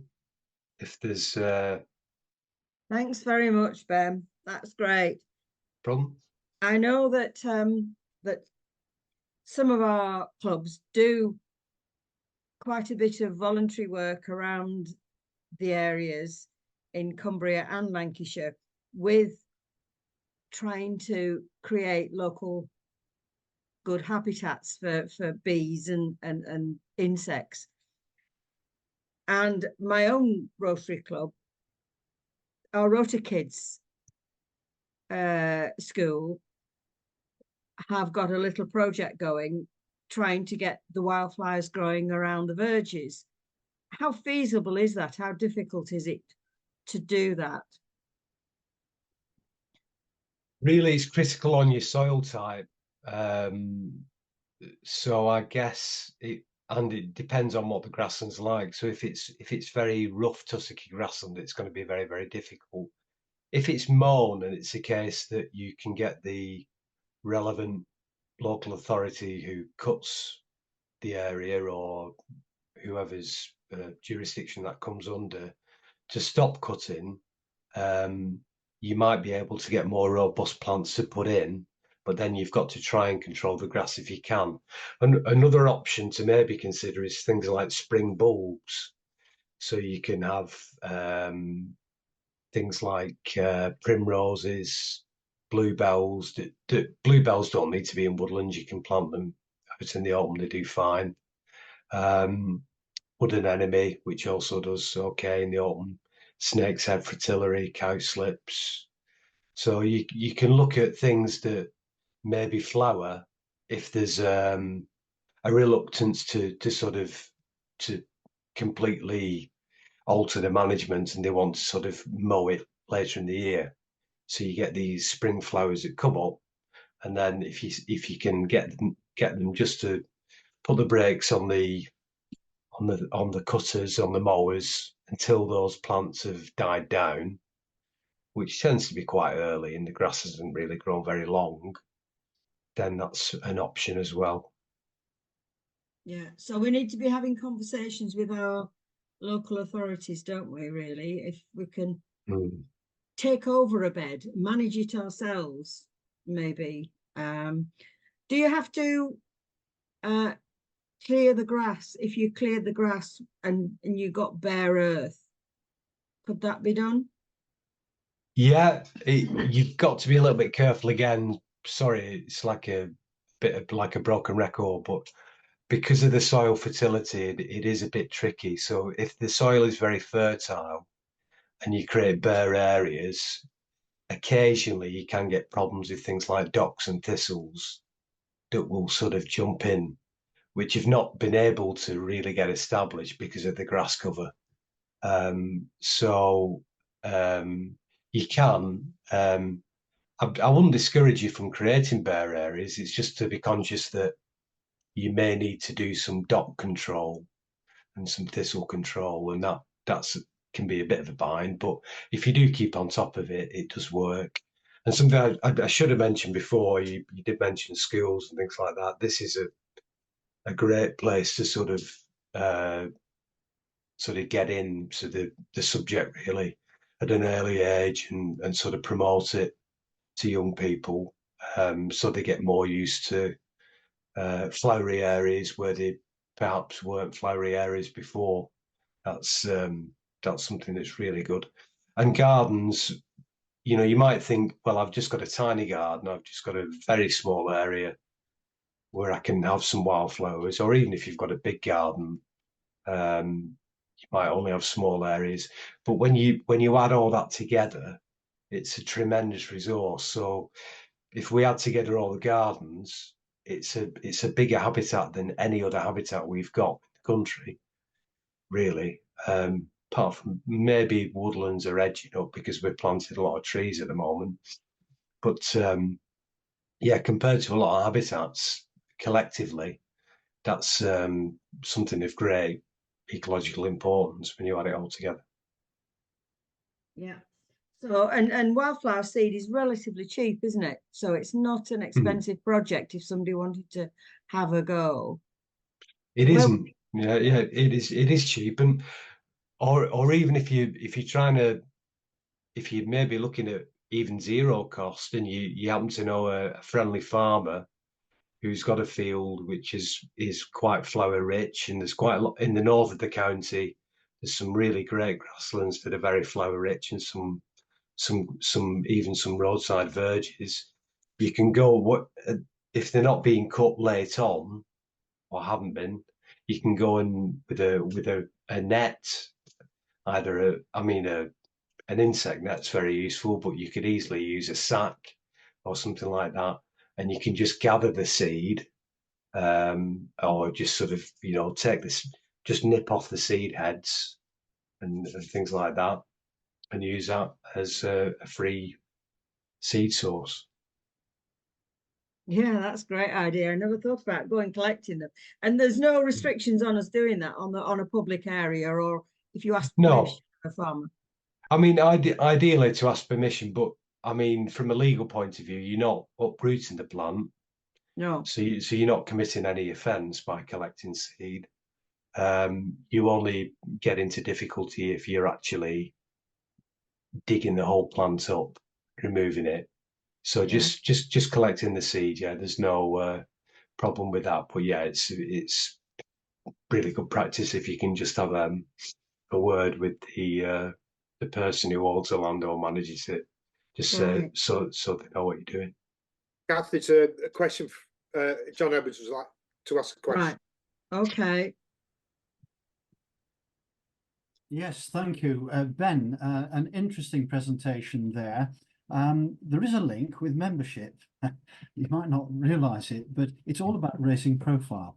And that's been touched on in the previous two presentations.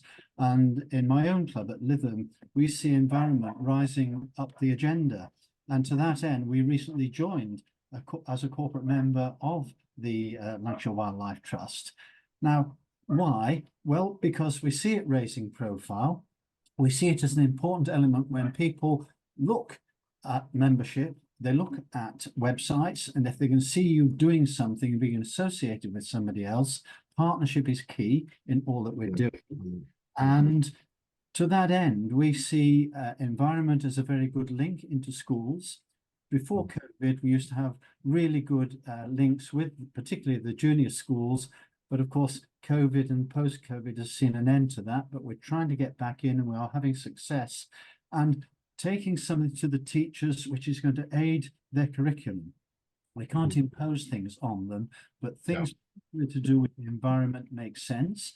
And as part of our profile, we have recently involved the Ribble Rivers Trust, I should say, in a water testing kit. They're going to come to Rotorfest, and it's things like this related to the environment, which is rising up the agenda, and as it should do. And hot off the press this morning is the distressing news that Heineken, who have 140 acres of cider growing apple trees in Monmouthshire, have raised the whole lot. And giving up cider production there, and they're going to sell the land. And the consequences on the environment are vast. They claim to be adhering to the Wildlife Act, whatever that is. So not really a question, it's more comments, but I think there's a relevance in all that we're hearing this morning, and it's about linking it all together and working in partnership, raising our profile. Therefore, hopefully, Rotary seem to be engaging with the environment in a serious way, and there are people out there who might just like the idea of joining Rotary because of that. Yeah, fully agree with all of that. I mean, Heineken's not even good beer, is it? No. But I mean, yeah, it's a good point, and you mentioned Lytham, which has got some great habitats, but something I've probably not emphasised enough really is the importance of urban areas. You know, we really do have some very good quality areas in urban areas, and in fact, studies that have been done when you look at the diversity of the insect fauna in different areas has shown that urban locations score far higher than farmland, and even, I wince a little bit, even higher than some nature reserves.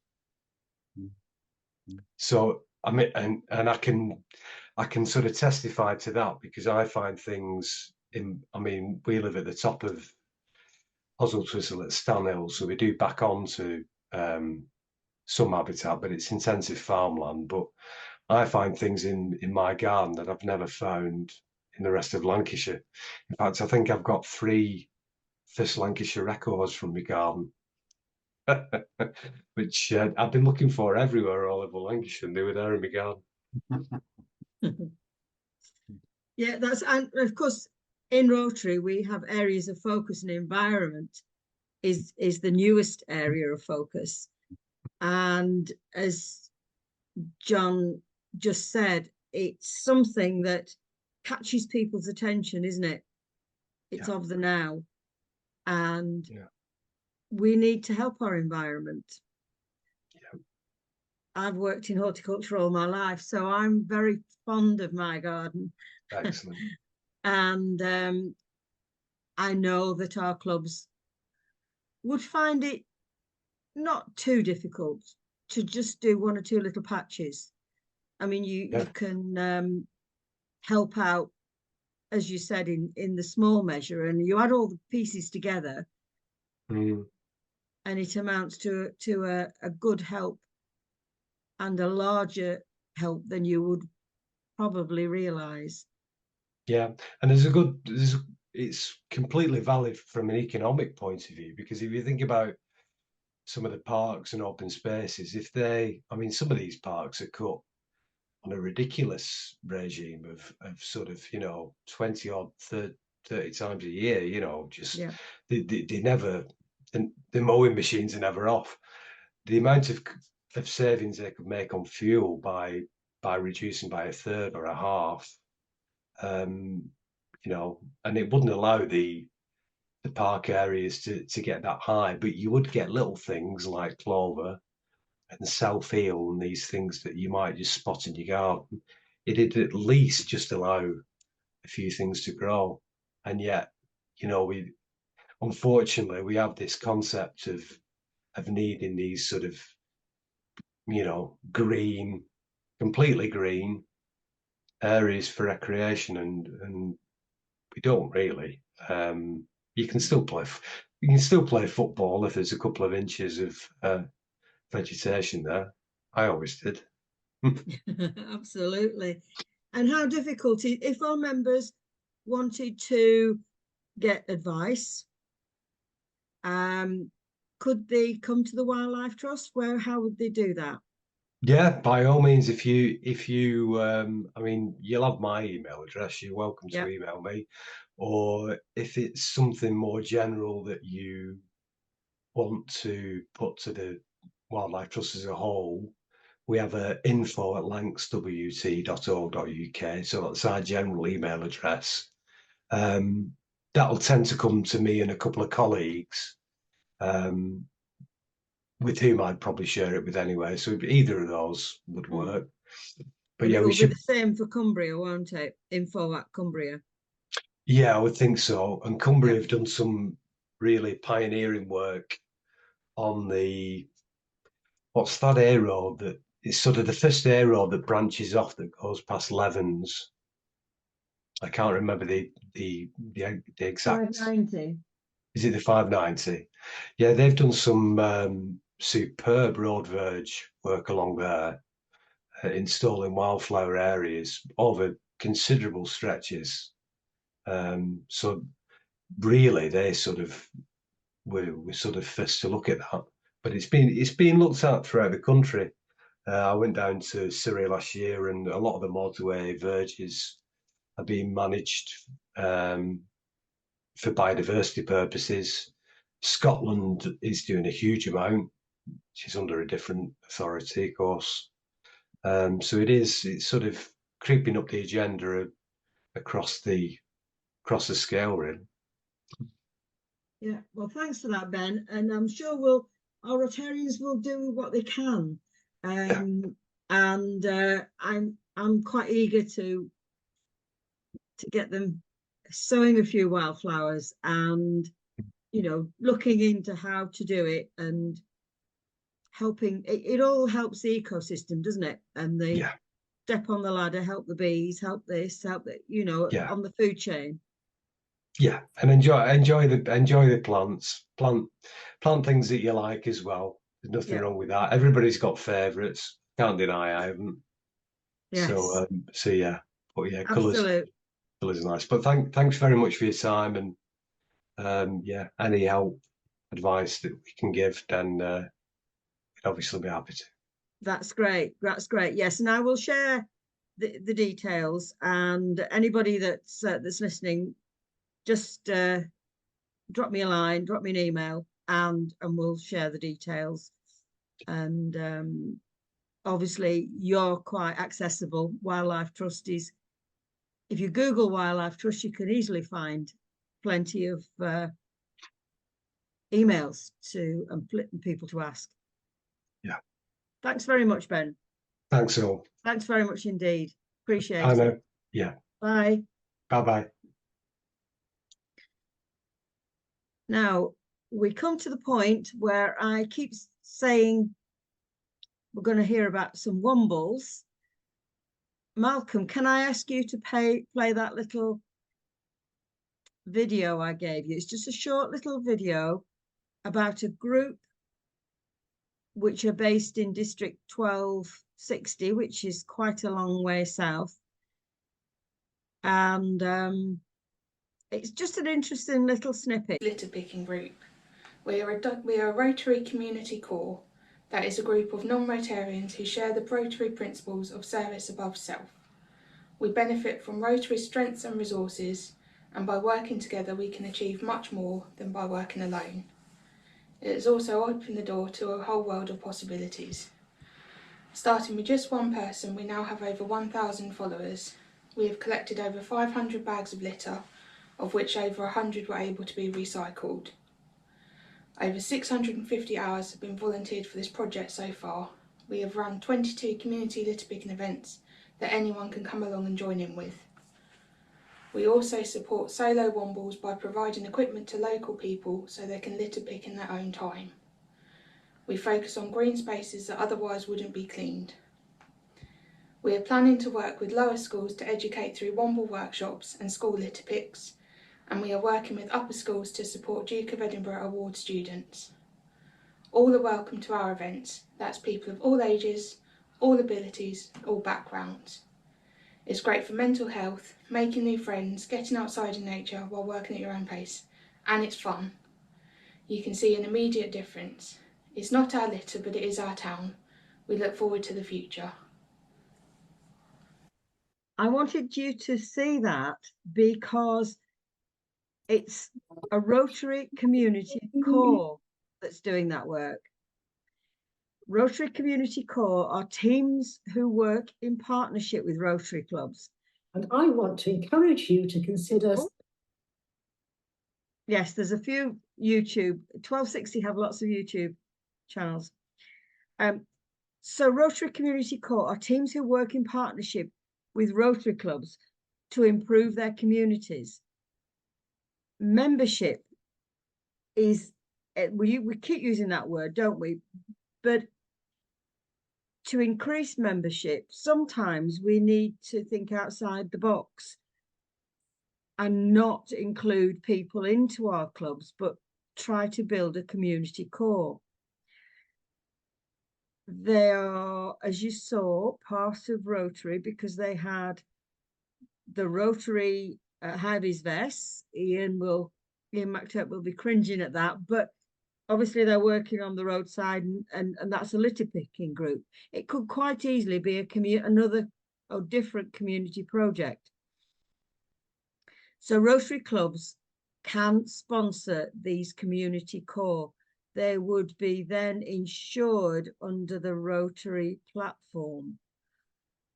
Part of our subs that we pay, annual subs each year, covers our insurance, and it can cover these community core groups. I don't think we have any in our district. There are a few in Great Britain and Ireland, and they're beginning to grow in number. There are quite a lot in the rest of the world of Rotary. When I was at the International Assembly, there's quite a lot in America, North America particularly, and they use them to promote Rotary in their local communities. And it's great, isn't it, to help the communities. You can get a grant for it. And it's something that I want clubs to consider because it can promote our Rotary in our local areas. You never know, it could become a cause-based club in the end. You get a group working together for a definite cause. If they like Rotary so much, they may want to do a little more than just the community project. There is information that you can get about this. I'm not going to read it all and I'm not going to tell you any more. Please try and look on the Rotary website. It's on the actual, if you go to the Rotary Great Britain and Ireland website, click on the links, it will then take you to the Rotary International website where you get the organisation forms and a suggested constitution for this little group, and it leads you down a path to follow to try and get these groups going. I see there's a question. Ian Petty, is Community Core the same as Friends of Rotary? No, it isn't. Friends of Rotary are just that, Friends of Rotary. And actually the Friends of Rotary is only on Great Britain and Ireland. It's not taken up by the rest of the Rotary world, and they are just a friend of your club. They're people that would help you maybe sell raffle tickets and come and help you in different projects. The community cores are definitely an organised group, and they can help with projects as well as setting up their own projects. And I think is it Brampton and Longtown did try and get a community core group going, They have their own activities, they have their own, not necessarily meetings, but somebody from the club that sets them up has to oversee them. Obviously, if they're using the Rotary insurance, then they would need to be overseen by a Rotary club or definitely a Rotary club member. So if you want to know any more information about that, please ask David Simpson or myself, and check out the information on the website. There's quite a bit of information there, and you just have to find it on the Rotary International website, but there's a search engine. I'm sure you're quite capable of putting the title Rotary Community Corps in there. Okay, so that just about wraps up today's assembly. I hope you've enjoyed it. Thanks for coming. Thank you to all our speakers. We've heard such good advice today. And I hope you will all join me in thanking our great contributors. David wants to say something. Yes, Kathy, just a point. Roger Mason asked about contact details earlier on, and I've just checked, and if members log into the district website as a member, members only, and then click on the little purple box in the top right-hand corner that says members only pages, there is on the menu the district handbook. And on page 4 of the district handbook, it lists all the team members with their email and telephone numbers. So it's a very handy way to find information about contacts for the district. Yeah, obviously the district website is the place to go. And really, any of us, if you've got any of our email addresses, we will pass your pass the list on to you, or pass you on to the correct person if you've got a specific question to ask. We just need to get people on that website, don't we? You know, it's not enough people checking out the district website and the Great Britain and Ireland website and the international website. Have a little play around with it, and if you're not looking at all those different points on those websites, you're kind of missing out. You know, you're in Rotary and it's an amazing organization. Okay, so thank you for coming, and I'm sure I will see you all again soon. And I can't see any more questions. No. So bye everybody, and I've got to say this, have a safe journey home.